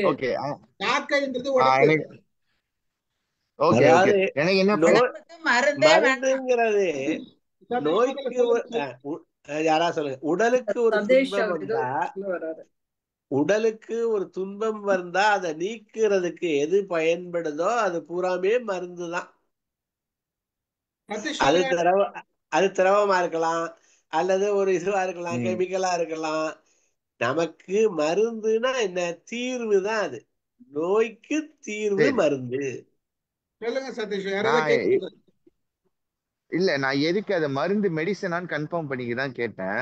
மெடிசன் அப்படின்னா இது எல்லாமே பாத்தீங்கன்னா over dose of food or less food, கம்மியாவும் எடுத்துக்க கூடாது, அதிகமா எடுத்துக்க கூடாது, கரெக்டா சாப்பிடுறவங்களுக்கு ஓகே. அப்ப இதை நான் வந்து ஒரு ஐடியல் பீப்புள்னா அவங்களோட ஜீன்ஸ் எல்லாம் கரெக்டா இருக்கு, அவங்களுக்கு எல்லாமே ஒழுங்கா இருக்கு, அப்படிங்கிறவங்களுக்கு மட்டும்தான் இந்த குரல் பொருந்தும் நான் சொல்ல வரேன். இன்னும் சில பேர் இருப்பாங்க, அவங்க சப்போர்ட்டிவ் மெடிசன்ல தான் இருப்பாங்க. சோ அப்ப இதை வந்து நான் ஜெனரலைஸ் பண்ண மாட்டேன் அப்படிங்கறதா. அப்ப இது வந்து ஒரு பொதுவான குரல், எனக்கு ஒவ்வொல அப்படிங்கறதா நான் பதிவு பண்றேன். இல்ல அதாவது சொல்லுங்க கல்யாணி மேடம். இல்ல சார், நீங்க சொல்லுங்க சார். நீங்க சொல்லுங்க. இதுல செரிக்கணுங்கிறதா முக்கியமான கருத்தா நான் பாக்குறேன். அதான் இந்த குரல்ல செகண்ட் ஹாஃப் நான் ஒத்துக்கிறேன். அல்ல சதேஷ், இது எப்படி தெரியுமா? இப்ப வந்து உங்களுக்கு என்ன பொருந்ததோ அது உங்களுக்கு செரிச்சதான்னு பாத்துக்கிட்டு நீங்க உங்களதான் பாத்துக்க சொல்றாரு. உங்களோட உடம்ப. So it depends on each and everybody தானே சதீஷ். அதெல்லாம் நான் ஒத்துக்கிறேன். முதல் லைன்ல மருந்து வேண்டாம்னு அவர் சொல்றாருல்ல, ஆமா, அதுக்கு சொல்றேன் நானு. நான் என்ன பாத்துக்கிட்டேன் அவங்க அப்படின்னா உங்களுக்கு இப்ப அது இப்ப சதீஷ், நீங்க சொல்றது ஜெனட்டிக்கல் ப்ராப்ளம் இல்லையா? ஹெரிடிட்டரி ப்ராப்ளம் இருக்குது, ஒரு சிலருக்கு வந்து ஒரு மென்டல் ப்ராப்ளம் இருக்குது, இதெல்லாம் இருக்குது. இதுக்கெல்லாம் மருந்து வேணுமான்னு அவர் சொல்லல. அவர் நோய்க்கு தான். சார் நான் மட்டும் சொல்ல வருமா சார், மருந்து என்ன வேண்டாம் நான் சொல்லாமா சார்? லைஃப் லாங்கா எங்க அப்பாவும் அம்மாவும் மருந்தே சாப்பிடுறது சார். என் மருந்தே போனதில்லை. அப்பா அடிக்கடி சொல்லியிருப்பார் மருந்து சாப்பிட்டது. அதான் சார் ஐடியல் பீப்புள் சார் அவங்க. நான் கேட்ராக்ட் ஆபரேஷனுக்கு கண் ஆபரேட் பண்றப்போ அந்த இதுக்காக 3 நாள் மருந்து கொடுத்தாங்க. அந்த மருந்து தான் சாப்பிட்டாங்க. அந்த மருந்து அவங்க சாப்பிடவே தெரியல, முழுங்கவே முடியல. எங்க அம்மா ஒரு 9 குழந்தை பெற்றிருந்தாங்க. எந்த டாக்டர்கிட்ட போனதே இல்லை. எல்லாமே ஒரு ஆயின்மெண்ட்லயோ சின்ன சின்ன தேங்காய் எண்ணெயிலோ கிணத்துலயோ உடம்பு சேர்த்துக்கிட்டே வலி எல்லாம் போக்கிட்டாங்க. அவங்க டாக்டர் கிட்ட போனதாவே மருந்து தானே சார். ஆனா அதுவும் மருந்து தானே, தேங்காய் எண்ணெயும் மருந்து தான். இப்ப வினய்தீதன் சார் சொன்னார்ல, தேங்காய் எண்ணெய்க்கு கொஞ்சம் அந்த கெமிக்கல் ப்ராப்பர்ட்டிஸ் இருக்கு, ஆன்டி ஃபங்கலோ ஆன்டி மைக்ரோபியலோ. அதனால சோ அப்ப அது வந்து ஒரு மருந்து தான் தேங்காய் எண்ணெய். அப்ப அவங்க மருந்து யூஸ் பண்ணலன்னு சொல்ல முடியாது நம்ம. உணவே மருந்து தம்பி, மருந்தே உணவு. உணவே மருந்து, மருந்தே உணவு. சிவகுமார் சார் சொல்றது வந்து கெமிக்கல் மருந்து சதீஷ். சிவகுமார் சார் சொல்றது கெமிக்கல் மருந்து. அது அது புரியுது, அது டாக்டர் மெடிசன். பட் நான் சொல்ல வந்தது என்னன்னா, இத வந்து ஒரு பொதுவானதா நான் ஒத்துக்க மாட்டேன் 100% பீப்புள் அப்படின்னா. ஏன்னா இப்பதான் நான் விளக்கம் கொடுத்தேனம்மா. இப்ப இது வந்து எல்லாரும் ஒருத்தங்க ஆரம்பத்துல இருந்தே இதே மாதிரி வர்றவங்களுக்கு உடம்புல நோயே இருக்காது. முதல் திருக்குறள் இல்லம்மா, இல்லம்மா நான் நீங்க சொல்றது எல்லாமே ஒத்துக்கிறேன். பிறந்த குழந்தை ஆரோக்கியமான குழந்தை, அந்த குழந்தைகளுக்கு எல்லாமே டெஸ்ட்ல கரெக்டா இருந்தது அப்படின்னா நீங்க சொல்ற உணவை கரெக்டா சாப்பிட்டா ஓகே. ஆனா சில குழந்தைங்களுக்கு பிறக்கும் போது எய்தர் ஜெனட்டிக்கலாவோ இல்ல அம்மா வந்து இருக்கும்போது உண்ட உணவோ இல்ல ஒரு முன்னாடியே பிறந்துருச்சோ அப்படின்னா இருக்கும்போது அந்த சில குழந்தைங்களுக்கு சப்போர்ட்டிவ் மெடிசன் தேவைப்படுது. அப்ப ஸ்பெஷல் நீட்ஸ் இருக்கிறவங்களுக்கு மெடிசன் கொடுத்து ஆகணும். நீங்க என்னதான் ஃபுட்டு கரெக்டா கொடுத்தாலும் அந்த மெடிசன் கொடுத்துதான் ஆகணும். அதுதான் நான் சொல்ல வரேன். அப்ப இது வந்து ஒரு பொதுவான குரலா என்னால பாத்துக்க முடியாது. அது காரணம் முத பாதி. ரெண்டாவது பாதி எனக்கு இது வந்து பொதுவானது, அது வந்து எக்ஸெப்ஷனல். பெரும்பான்மையா இருக்கிறது தான் பொதுவானது. சிறுபான்மையா இருக்கிறது வந்து பொதுவானது கிடையாது, அது ஸ்பெஷல் தான். இல்ல பட் அத நான் பதிவு பண்ணிக்கிறேன், அவ்வளவுதான். எனக்கு ரெண்டாவதுல எனக்கு அது உண்மைதான் சதீஷ் சொன்னது, அதுதான் உண்மை. ஆனா நம்ம பொதுவா எடுத்துக்கிறது இதைதான் பொதுவா எடுத்துக்க முடியுமே தவிர அது வந்து ஒரு தனிப்பட்ட இது வந்து 10 ஒரு 100 பேர் இருக்காங்கன்னா 100 பேர்ல யாரோ ஒருத்தர் பிரச்சனை இருக்குது, 100 பேரும் நார்மலா இருப்பாங்க. சரி நான் இப்ப இன்னொன்னு சொல்றேன் சார். இப்ப வந்து உங்களுக்கு வந்து ஒரு அடிபட்டுருச்சு, இல்ல வந்து ஒரு நாய்க்கு அடிபட்டுருச்சு, அதை வந்து உணவால குணப்படுத்த முடியுமா? இங்க சொல்றதே, இந்த குறள் சொல்றதே சாப்பிட்டது நல்லா செரிக்கணும், செரிச்சதுக்கு அப்புறம் சாப்பிடு அப்படிங்கறதுதான். அது நான் ஒத்துக்கிறேன், அதுல எனக்கு பிரச்சனையே இல்ல. பிரச்சனையே இல்ல. என்னோட முத பாதியை வச்சு இல்ல அதுக்கு எந்த ஒருத்தர் வெந்நீர் குடிப்பாரு, ஒருத்தர் என்ன தீர்வு தேவையில்லை நமக்கு. அது இந்த இது நடந்துருச்சுன்னா மருந்துங்கிற தீர்வு தேவையில்லை. மருந்துங்கிறது எது வேணாலும் இருக்கலாம். நான் சொல்றதுக்கு ஒரு காரணம் இருக்கு, அந்த கதையை நான் சொல்லிடுறேன். நான் இதுக்கு ஒரு காரணம் இருக்கு, அதை நான் சொல்லிடுறேன். என் ஒய்ஃபுக்கு வந்து ஒரு சரி நான் ஒய்ஃப்னு சொல்ல, நான் ஒரு பர்சன் வச்சுக்கோங்க. அவங்களுக்கு வந்து பைல்ஸ் வந்தது. இருக்கிற எல்லா நேச்சுரல் மெடிசன் எல்லாம் ட்ரை பண்ணிட்டாங்க. கஷ்டம் தான் பட்டுட்டு இருந்தாங்க 3 வருஷம். என்ன கேட்டா நான் ஒண்ணுதான் பண்ண முடியும், எனக்கு இது தெரியாது, டாக்டர்கிட்ட கூட்டு போறேன், இருக்கிறதுல பெஸ்ட் எக்ஸ்பர்ட்டை கூட்டு போறேன்ட்டேன். ஓகே, ஆனா நான் நேச்சுரலாவே சாப்பிடுவேன், இந்த உணவுலே சரி பண்ணுவேன்னு ஒஸ்ட் கேஸ் போய் எண்டுல ஆபரேஷன் பண்ண வேண்டியது. But cause it's not piles, அவங்க பைல்ஸ் நினைச்சுக்கிறாங்க. அது மாதிரி ஃபிஷர் அந்த ஃபிஷர்ல பஸ் ஃபார்ம் ஆகி ரொம்ப இருக்கு. அப்புறம் அதை ரிமூவ் பண்ண வேண்டியது அந்த சர்ஜிக்கலா. சோ இதை நான் வந்து மூணாவது இத இல்ல நான் தம்பி சொல்றேன் என்ன அப்படின்னா இத வந்து அவரு பின்னால திருக்குறள்ல கொண்டு வர்றாரு. இது எல்லாமும் இல்ல எனக்கு நான் எல்லாமே ஒத்துக்கிறேம்மா. இந்த குறள் பேர்ல நிறைய பேரு பிரெயின் வாஷ் ஆகுறாங்க, இதை நிறைய இன்ஃபுளுசர் பயன்படுத்துறாங்க, அது எனக்கு பிடிக்கல. இது வந்து கரெக்டா இல்ல. இந்த குறளோட செகண்ட் ஹாஃப் நான் ஒத்துக்கிறேன். ஃபர்ஸ்ட் ஹாஃப் ஸ்ட்ரெஸ் பண்ணி நிறைய பேரு தெரப்பி இதுனா சொல்றாங்க. It is good for ideal people. But அது வந்து ஒரு 30-60 டேஸ்ல ஒர்க் ஆகலைன்னா they have to go to doctor. இதை வந்து நான் ஆணித்தரமா பதிவு பண்ணணும்னு நினைக்கிறேன். அவ்வளவுதான். கண்டிப்பா சதீஷ், நீங்க சொல்றது சரிதான். அதாவது நிறைய பேரு குறளுக்கு மருந்தர வேண்டாம் யாக்கைக்கு அவர் சொல்லிட்டாரு, நான் இதுகளை பண்ணிக்கிட்டு இருக்கேன் அப்படின்னு நிறைய பேர் பண்றவன் இருக்கேன். அது உண்மைதான். அன்னைக்கு இந்த நேத்து ஒருத்தர் சொல்றாரு, இந்த எண்ணங்களின் வலிமையை வச்சு பேசுறாரு.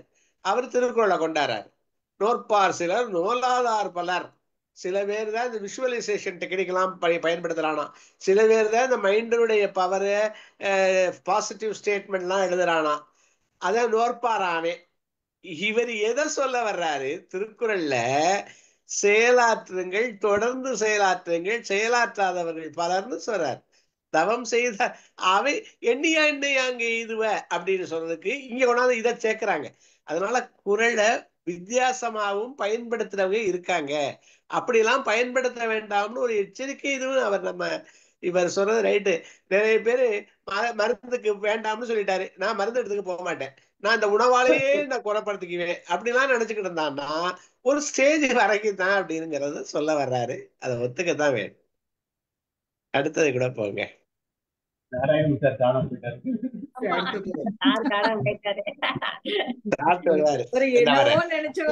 சாப்பாடு 6 மணிக்கு முடிச்சாரு சாரு வருவாரு. படிக்குவேன். அற்றால் அளவு அறிந்து உண்க அத்துடம்பு பெற்றான் நெடுது வைக்கும் ஆறு. அற்றால் அளவு அறிந்து உண்க அத்துடம்பு பெற்றான் நெடுது வைக்கும் ஆறு. முன்பு உண்டது முற்றிலும் தெரித்து விட்டால் அந்த குறிப்பறிந்து எத்தனை அளவு தெரிக்குமோ அத்தனை அளவை அறிந்து உண்க. அதுதான் உடம்பு என்ற பெரும் பொருளை பெற்றவன் அது நீண்ட காலம் கொண்டு செல்லும் நெறியாகும். வைரமுத்துடைய. அதாவது இன்னைக்கு ஒரு 3 இட்லி சாப்பிட்டா எனக்கு சரியா இருந்தது, குழம்பு நல்லா இருக்குன்னு சொல்லி 4வதா ஒரு இட்லி எடுத்து வாயில போட்டு சாப்பிட்டு அது வந்து செரிக்காம நம்ம கஷ்டப்படும் போது அடுத்த நாள் குழம்பு எவ்வளவுதான் நல்லா இருந்தாலும் 3 இட்லியோட நிறுத்தணும் அப்படிங்கறத புரிஞ்சுக்க சொல்றாரு.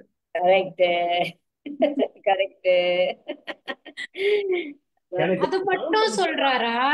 இல்லன்னா நீங்க 3 இட்லி சாப்பிட்டுட்டு அதுக்கப்புறம் வேற ஏதோ யாரோ பக்கத்துல பூரி சாப்பிடுறாங்க நல்லா இருக்குன்னு எக்ஸ்ட்ரா ஒரு பூரி சாப்பிட்டுட்டு கஷ்டப்படுறத பத்தி சொல்றாரா? Anything, it goes with dosha or puri or whatever it is. இல்ல ஐஸ்கிரீம் சாப்பிடுறத பத்தி கூட சொல்றாரு. இல்ல சார், சிவகுமார் சாருக்கு நான் அப்புறமேல ஒரு ரகசியம் சொல்லணும். எதுவா இருந்தாலும் அளவோட சாப்பிடுங்கம்மா. ஐஸ்கிரீம் சாப்பிட்டாலும் எனக்கு அளவுன்றது கவுண்ட் தான்மா. 4 இட்லி தான் 4 இட்லி. சார் அது சின்னதா இருக்கணும், அது சின்னதா பெருசா இருக்கணும். எத்தனை இருந்தாலும் 4 இட்லி வேணும். அது குறைஞ்சா எனக்கு சாப்பிட கண்டிப்பா 4 இட்லி பெருசா சின்னதும் அதுதான் என்னுடைய அளவு.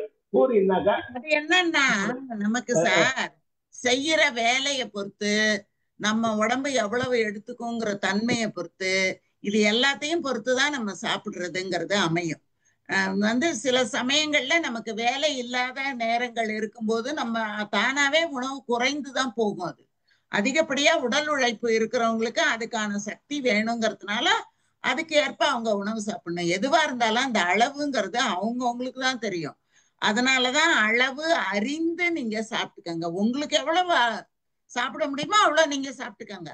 பக்கத்துல இருக்கிறவங்க எவ்வளவு தேவைப்படுறாங்க, அவங்க இத்தனை சாப்பிடுறாங்களே நானும் இத்தனை சாப்பிடணும் அப்படின்னு நினைக்காம நமக்கு எவ்வளவு தேவையோ அதுதான் அளவறிந்து உங்க. அந்த மாதிரி உண்டா நம்ம நீண்ட காலம் நல்லபடியா இருக்கலாம் அப்படின்னு அவர் சொல்றாரு. இந்த விருந்துகளை போனா அதெல்லாம் கட்டுப்படுத்த முடியுது இல்லையாமா? விருந்துகளை போனா நிறைய ஐட்டம் கொடுத்துறாங்க, அங்கெல்லாம் அளவோடு சாப்பிட முடியுது இல்லையா? ஒரு பிளேட் 1000 ரூபாய் 1500 ரூபாய் வைக்கிறாங்க. அதுக்காகவாவது எல்லாத்தையும் சாப்பிட வேண்டியிருக்கு. இப்ப எல்லாம் சார் சொல்றாரு 3 இட்லி 4 இட்லியோட நிறுத்திக்கிறேன்ட்டு. நமக்கெல்லாம் தெரியும் கரெக்டா அளந்து இட்லி வீட்டுல ஊத்தி வச்சோம்னா அதனால எவ்வளவு பிரச்சனை எல்லாம் கிரியேட் ஆகும். திடீர்னு ஒண்ணு எக்ஸ்ட்ரா கேட்டாங்கன்னா நம்மளால கொடுக்க முடியலன்னா அதெல்லாம் எவ்வளவு பிரச்சனைகளை உண்டாக்கும்.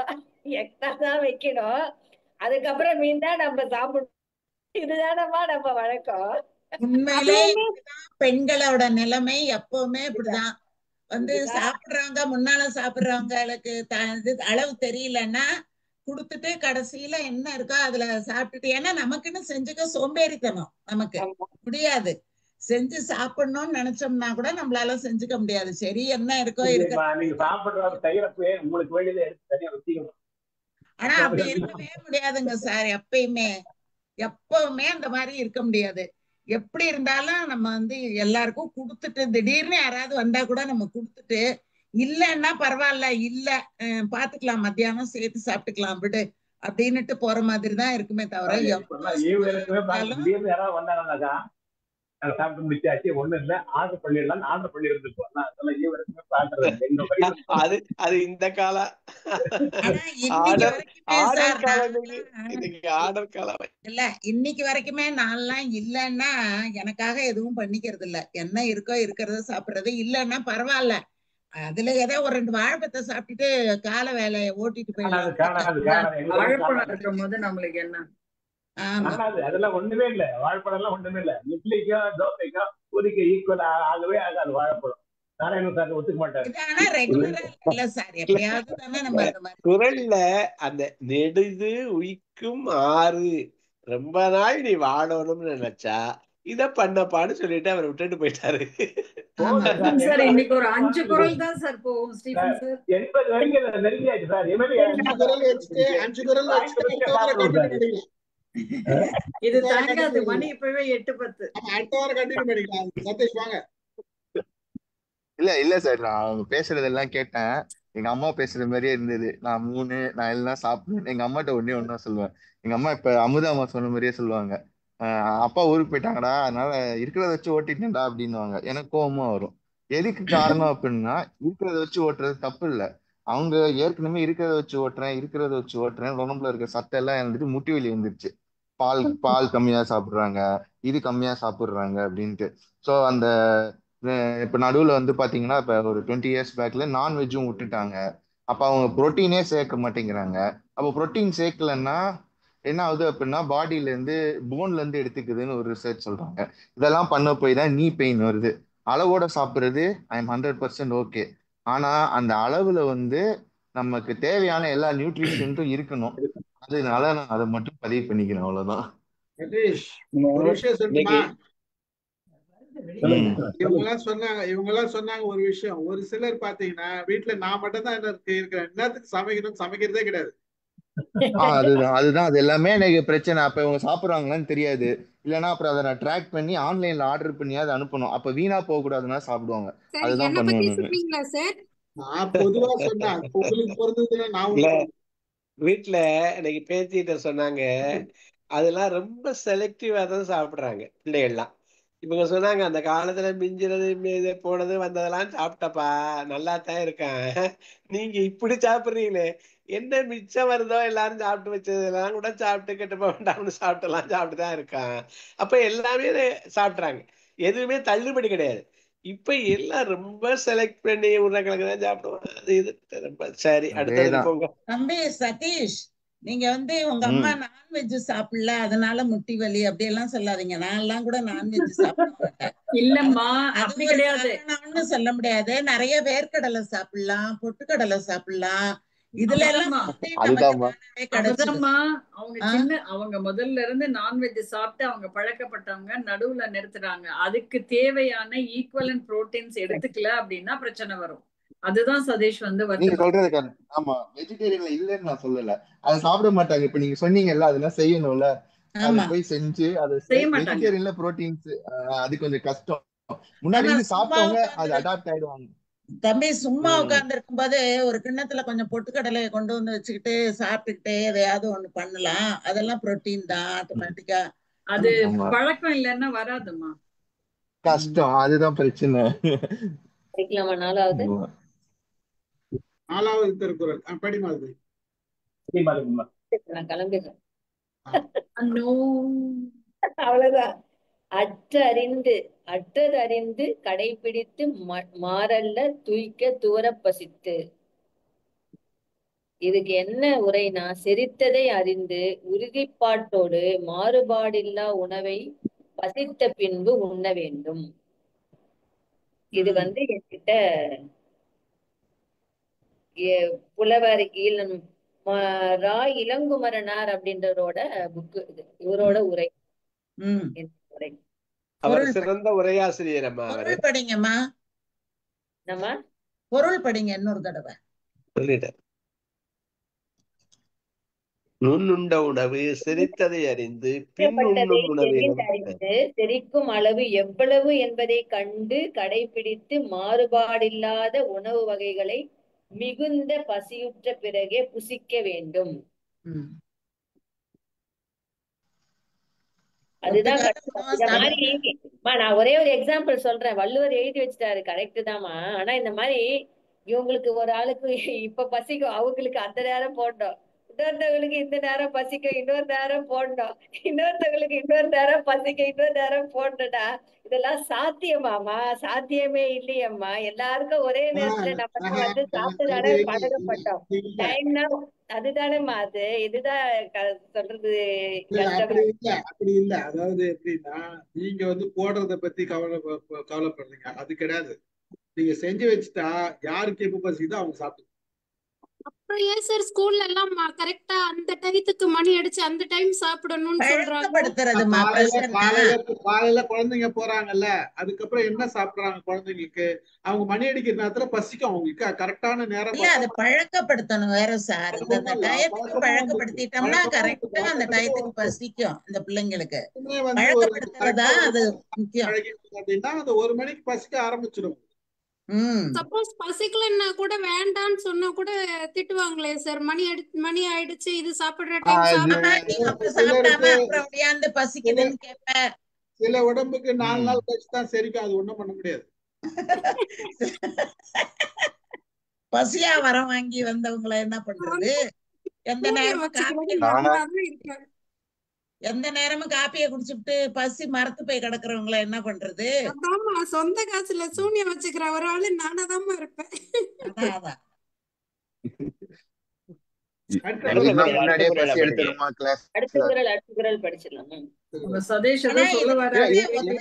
உணவை உண்ணக்கூடாதுங்கிறத அவர் குறிப்பிடுறாரு. மாறுபாடு இல்லாத உணவு, மாறல்ல. அது நமக்கு ஒத்துக்காத உணவு எதுன்னு தெரிஞ்சுக்கணும். நம்ம அதை சாப்பிட்டுட்டு கஷ்டப்படக்கூடாது. சிலது நமக்கு ஒத்துக்காது, ஆனா என்ன பண்ணுவோம், அந்த ருசிக்காக நம்ம சாப்பிட்டுருவோம். இந்த நாக்கு ருசி தான் நமக்கு ரொம்ப கேடு விளைவிக்கிறது. இது நான் சொல்லணும் ஒரு எக்ஸாம்பிள் தான். என் பையன் ஊர்ல இருந்து வந்திருந்தான். அவன் செலக்டடா தான் சாப்பிடுவான், நிறைய சாப்பிட மாட்டான் பெரியவன். இந்த கல்யாண நேரத்துல நைட்ல ஒரு விருந்து வச்சாங்க, பரோட்டாவும் சிக்கன் கறியும். இவன் என்ன பண்ணா, நல்லா செலக்டடா சாப்பிடுற பையன், 2 தான் சாப்பிடுவான், நிறைய சாப்பிட மாட்டான். அன்னைக்கு அத வந்த உடனே வடையும் உளுந்த வடையும் சட்னியை வச்சு நல்லா ஈவினிங் சாப்பிட்டுட்டான். அந்த ஊர்ல இருந்து வந்ததுக்கு அதுக்கும் சாப்பிட்டுட்டான். அதுக்கப்புறம் நைட்டு அந்த பரோட்டாவும் அந்த சிக்கன் கறியும் சாப்பிட்டாமா. சாப்பிட்டு வீட்டுக்கு படுத்தவனால படுக்கவே முடியல.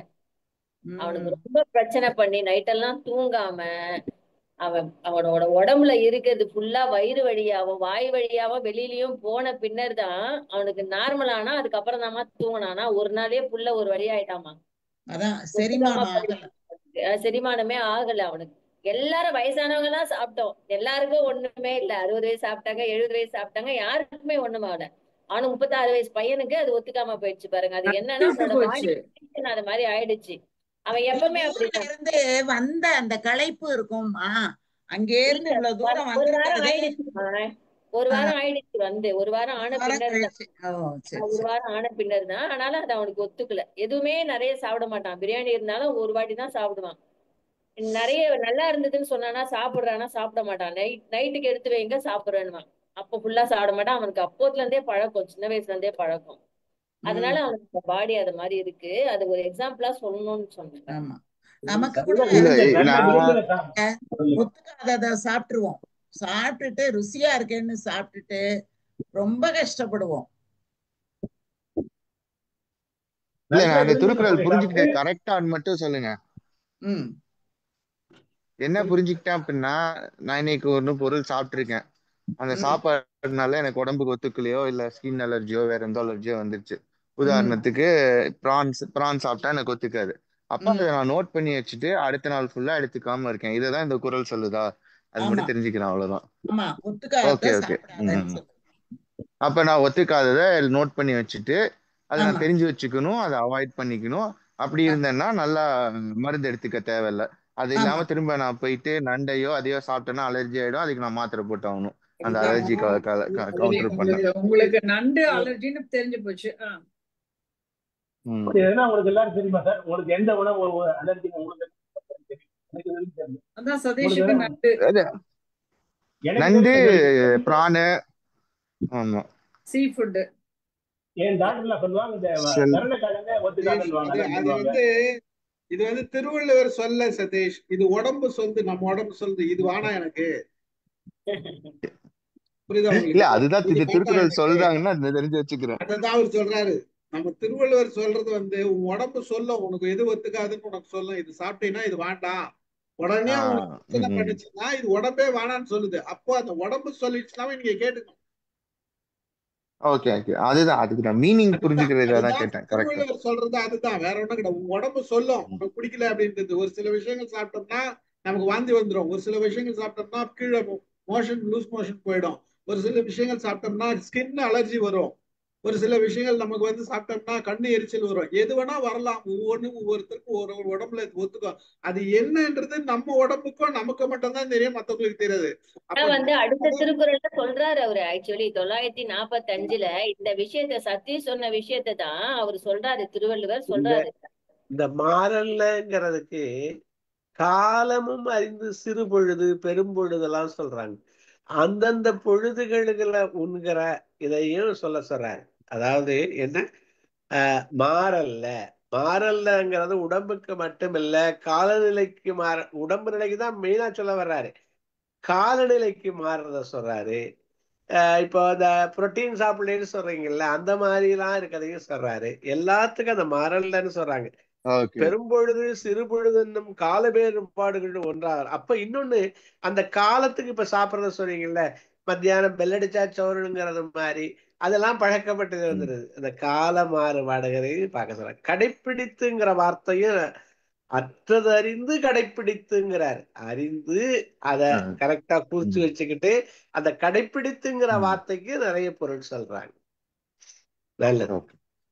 ஆமா, இப்ப இன்னொன்னு நீங்க மாதிரி பார்த்தா துவர பசித்து நல்லா பசிச்சதுக்கு அப்புறமேலு நம்மளுக்கு உடம்புக்கு ஒத்துக்காததை விட்டுட்டு சாப்பிட்டோம் அப்படின்னா சரியா வருங்கிற மாதிரி கரெக்டா வருது சார் நீங்க சொல்றது. ஒத்துக்கிற உணவா இருந்தாலும் அளவோட சாப்பிடணுங்கிறதும் அளவோட சாப்பிட்டு ஒத்துக்காததை விடுறதுங்கிறத விட ஒத்துக்கிறதையும் நீ அளவோடைய சாப்பிடு, ஒத்துக்காத சாப்பிடவே சாப்பிடாத, செரிச்ச பிறகு சாப்பிடு, காலம் அறிந்து சாப்பிடு. அவ்வளவுதான். இன்னொரு உதாரணம் சொன்னாங்க. தேனும் நெய்யும் தமிழ் அளவுக்கு நஞ்சாதல் போல வனமாமா. தேனையும் நெய்யையும் சேர்த்து சாப்பிட்டா அது நஞ்சாயிருமா. இந்த மாறல்ல சொல்றாரு பாத்தீங்களா? அந்த இப்ப தேனையும் நெய்யையும் சேர்த்து சாப்பிட கூடாதான். இரவுல நிறைய பேர் இந்த உணவை சாப்பிடாதீங்க அப்படிலாம் சொல்றாங்க. காலத்துக்கு மாறுபாடு அது. இந்த மாதிரி 2 உணவை சேர்த்தா அது விஷமாகுதுங்கிறதெல்லாம் சொல்றாங்க. அது மாறல.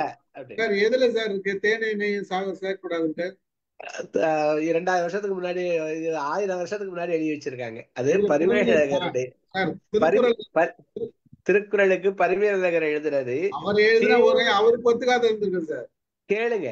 தேனும் நெய்யும் தம்முள் அளவொத்து நஞ்சாதலால் அதுபோல நம் அவற்றை குறிக்கொள்ளாது மனம்பட்டவற்றால் துய்ப்பின். தேனும் நெய்யும் வந்து அளவொத்து நஞ்சாவது அப்படின்னாக்கா அது ஏதோ ஒரு ரேஷியோல தான் அது நஞ்சா மாறுது. இல்ல மேடம், அது வந்து 2 ஈக்குவல் குவான்டிட்டில சாப்பிட்டீங்கன்னா நஞ்சா. அதுதான் அளவொத்து வந்தாதான் நஞ்சு. இல்ல பஞ்சாமிரத்துல வந்து நெய்யும் இருக்கு தேனும் இருக்கு. நெய்யுடைய அளவு வேற, தேனுடைய அளவு வேற. அளவு ஒத்துன்னு அதுல வார்த்தை இருக்கும்.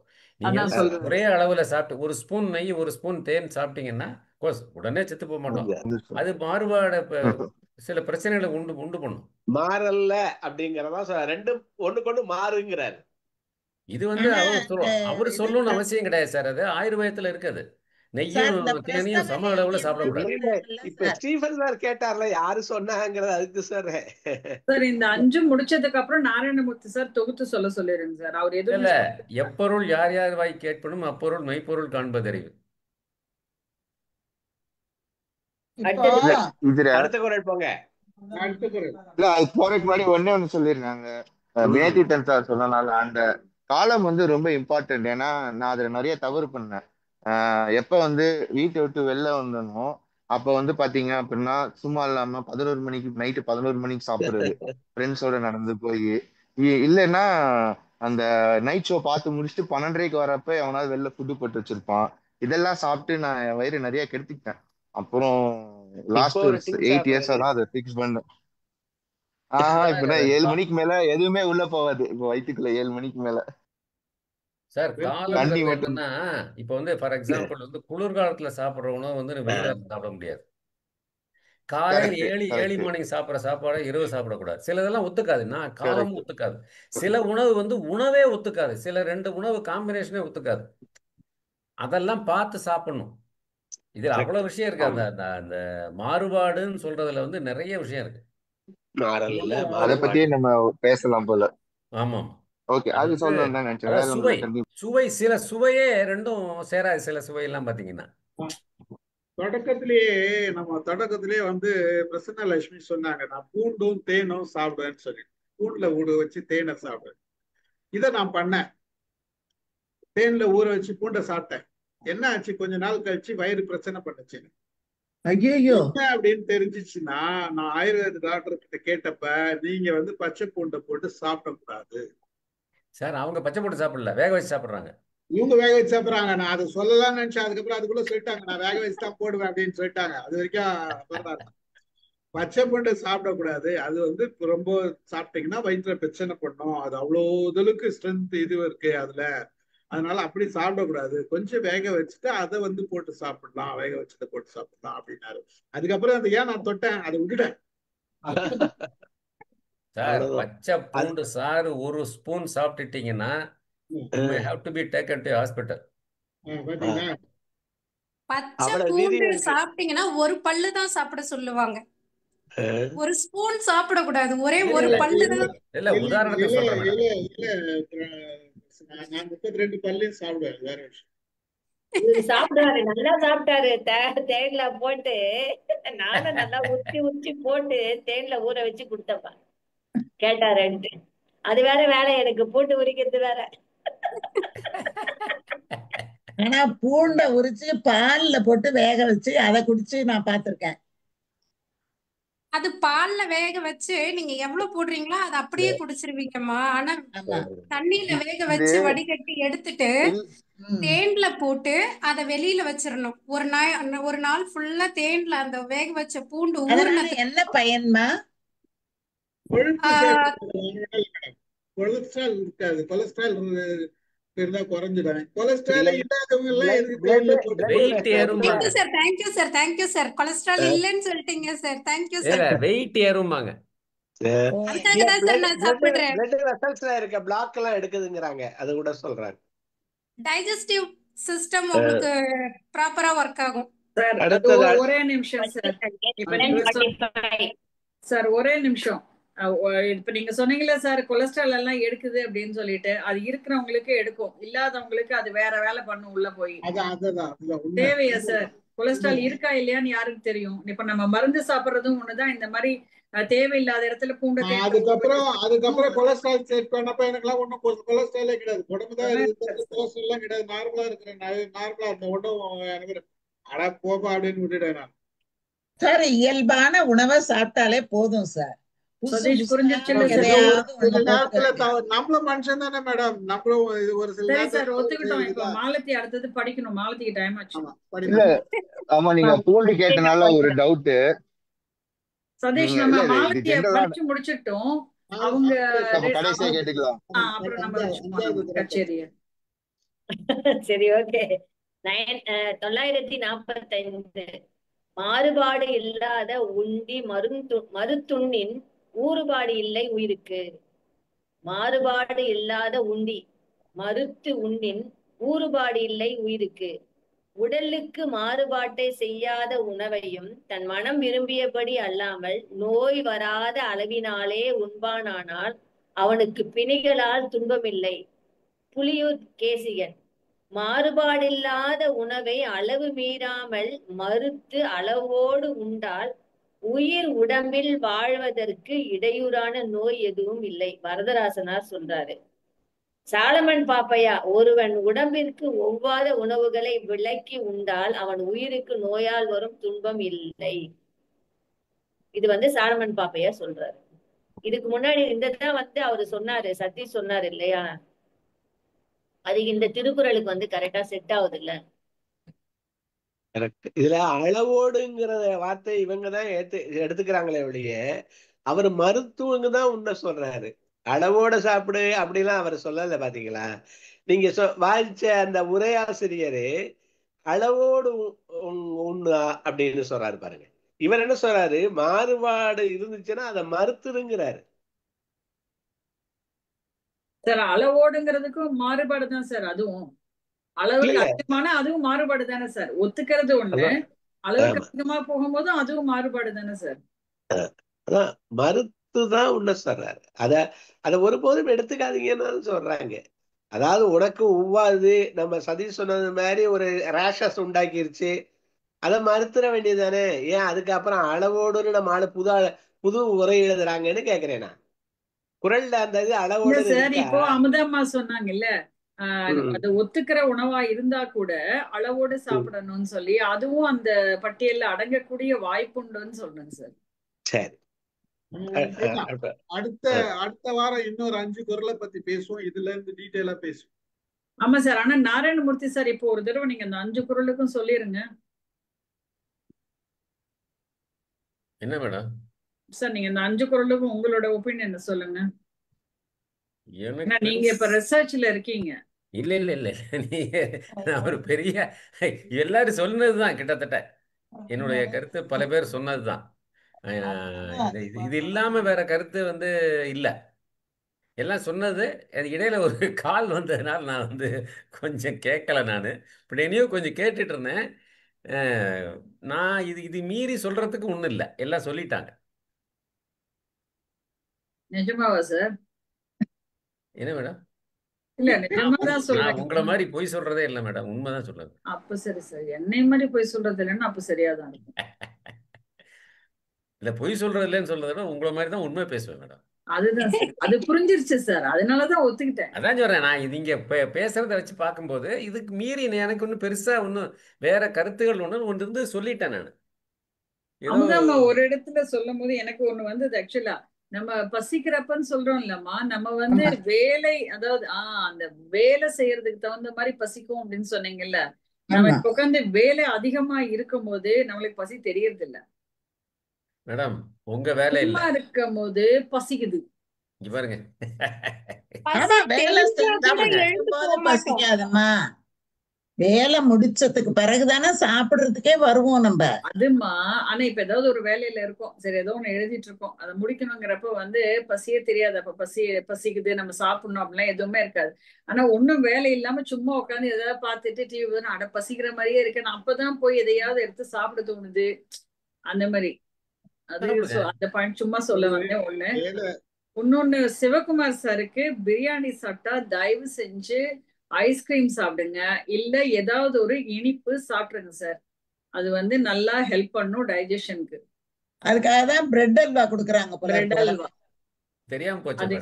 நெய்யோட சேர்த்து அந்த சுகரோட சேர்த்து நீங்க அதை சாப்பிட்டு பாருங்க சார். டைஜஷன் ப்ராப்ளம்லாம் எதுவுமே இருக்காது, நீட்டா அது பாட்டுக்கு சரிக்கும். ஆனா என்ன, you are giving more work to the இது என்ன சொல்றது. ஆமா, ஸ்டமக்கு நீ பிரியாணியும் சாப்பிட்டு நீ டைஜஷனுக்கு இதையும் கொடுத்துட்டு இது பண்ணிக்கிறோம். அது ஆசையில வர்றதுதான். இருந்தாலும் ஆசைப்பட்டு சாப்பிட்டோம், கஷ்டப்படாம இருக்கிறதுக்கு ஸ்வீட்டு சாப்பிடணும், அதனால சுகர் எல்லாம் ஏறாது.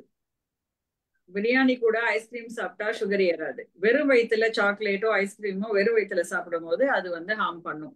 ஒழுங்கா நல்லா சாப்பாடு சாப்பிட்டு அதுக்கப்புறம் ஸ்வீட்டோ அல்லது முதல்ல ஸ்வீட் சாப்பிட்டு அதுக்கப்புறமேல சாப்பாடு ஒழுங்கா சாப்பிட்டோம்னா அது ஒண்ணும் பண்ணாது. ஆசை அருமின் ஆசை அருமின் ஈசனோடாயினும் ஆசை அருமின்னு வேற சொல்லி வேலை இல்லம்மா. நீங்க என்னடான்னா ஆசைப்படு, ஆசை அத்தனைக்கும் அருமின் ஆசைப்படு, ஆசை அருமின் ஆசைப்படு. ஆசை அருமின் அத்தனைக்கும் ஆசைப்படு. ஆமா, அத்தனைக்கும் ஆசைப்பட்டா நல்லா பெரிய பெரிய மலையடி வாரத்தை எல்லாம் சொந்தமாக்கிக்கலாம்.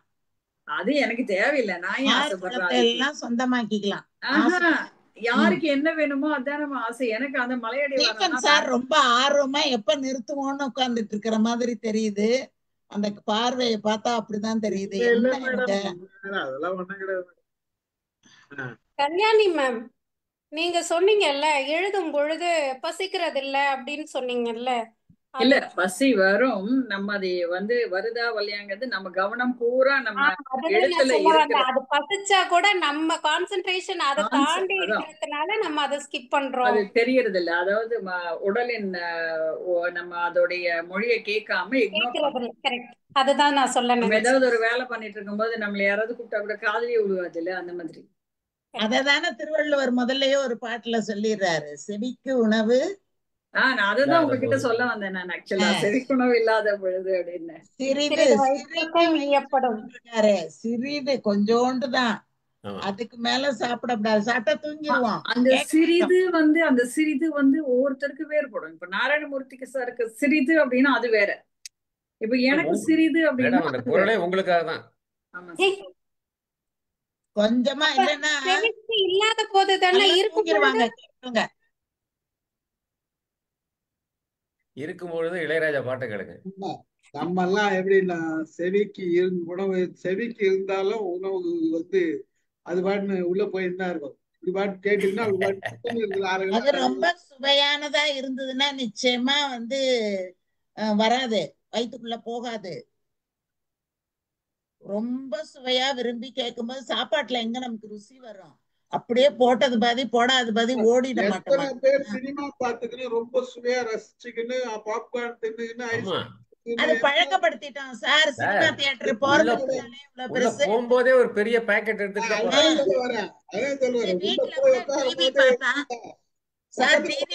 சாப்பிடக்கூடாதுன்னு கண்ட்ரோலா உட்காந்து இருப்பான். அதெல்லாம் சும்மா பொழுதுபோக்குக்காக சார். வீட்லயே டிவி பார்க்கும்போதே பக்கத்திலேயே அந்த சாப்பாட்டு அந்த தின்பண்ட டப்பா வச்சுக்கிட்டு ஒவ்வொன்னா எடுத்து சாப்பிட்டுக்கிட்டு அதை பாக்குறதுங்கிறது எத்தனை பேர் வீட்டுல நிகழுது. அது அளவே தெரியாது. அப்பதான் ஓபன் பண்ண டப்பாவா இருக்கும். பாத்தீங்கன்னா அது படம் முடியறதுக்குள்ள டப்பா காலி. அந்த மாதிரி உட்கார்ந்துட்டு சாப்பிடுறவங்க எல்லாம் எவ்வளவு பேர் இருக்காங்க சார். ஓகே, அவங்களும் திருக்குறள் படிப்பாங்க எல்லாம் வயசான பிறகு. சார் எல்லாம் படிக்க வேண்டியதுதான், படிக்கிறபடி நடக்கணும்னு யார் சொன்னது? எல்லாத்தையும் படிச்சு வச்சுக்கோ, எல்லாம் தெரியும் எங்களுக்கு. படிச்சா 4 மார்க். நாங்க படிக்கிறதே மார்க் வாங்கவும் பாஸ் பண்ணவும் தானே. நம்ம குரூப்ல ஒருத்தர் 2 பேர் முன்னாடி வந்திருந்தாங்க. எல்லா மீட்டிங் அட்டெண்ட் பண்ணுவாங்க, எல்லா புக்கும் படிப்பாங்க, எல்லாமே தெரிஞ்சுக்குவாங்க.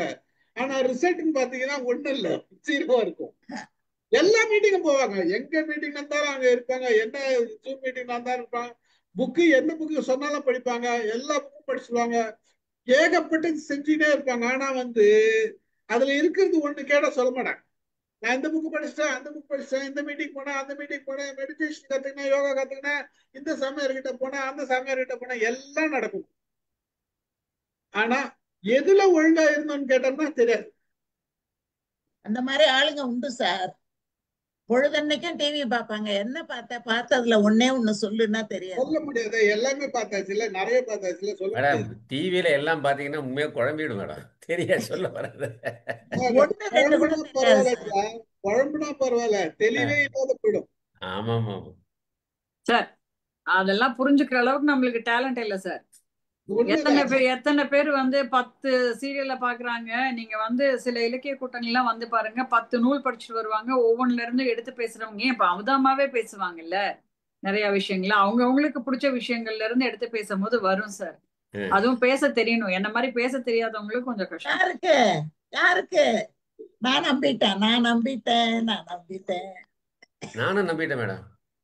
ஆனா உண்மையா சார்? ஏன் சார் நம்ம ரெக்கார்ட்ல ஏன் பேசிட்டு இருக்கோம்? ரெக்கார்ட்ல தான் பேசுகிறோம்.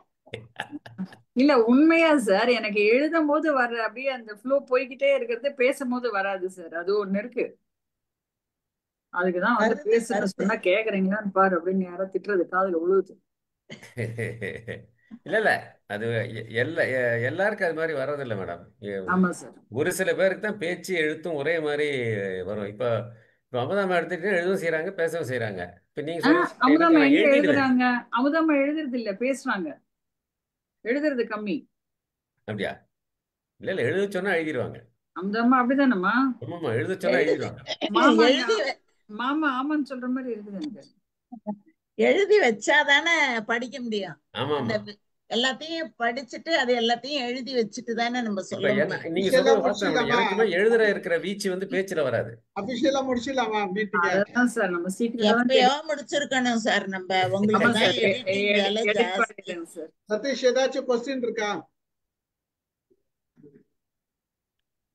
சதீஷ்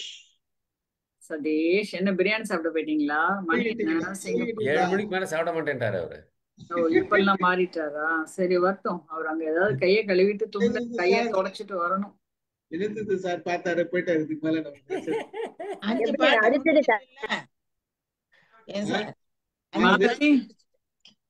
மாலதி ஏதோ சொன்ன சொல்லுமா. இல்ல நெக்ஸ்ட் 5 அடுத்த வாரம் திருக்குறளை முடிச்சிடலாம்லன்னு சொன்னேன். இப்போ அடுத்த வாரம் பேசிக்கலாம். அது கொஞ்சம் நிறைய பேசலாம். ஒரு அதிகாரத்தை வந்து பாதியில மட்டும் பேசுறது இன்னைக்கு தான் நினைக்கிறேன். இன்னைக்குதான் முதல் முறையா மருந்து உலக தொலைக்காட்சிகளில் முதல் முறையாக எல்லாமே முதல் முறையா தான் சார். இன்னைக்கு 8:30 மணிக்கு முடிக்கிறதும் முதல் முறை. நான் திருக்குறளுக்கே வரமாட்டேன். இன்னைக்கு வந்தேன். இந்த பழி வேறையா? சதீஷ் நீங்களும் இன்னைக்கு தானே வந்தீங்க? 2 பேரும் பாதி பாதியா வச்சு. ஐயோ சதீஷோட ஷேர் பண்ணிக்கலாம் பழியன்னு பார்த்தேன், முடியலையே. எல்லா புகழும் கல்யாணி அம்மாவுக்கு. மகிழ்ச்சி. கலந்து கொண்ட அனைவருக்கும் நன்றி கூறுகிறேன். நன்றி. ஒரு அதிகாரத்துல முதல் முறையா 5 திருக்குறளை மட்டும் பார்த்துட்டு அடுத்த 5 திருக்குறள் அடுத்த வாரத்துக்கு வச்சிருக்கிறோம். மருந்துன்றதுனால கொஞ்சம் சிந்திப்போம், பேசுவோம் அடுத்த நிகழ்ச்சியில் அடுத்த 5 குறள்களை பற்றி. நன்றி சார். பரவாயில்ல, கரெக்டா சொல்லிட்டாரு. மருந்துங்கிறனால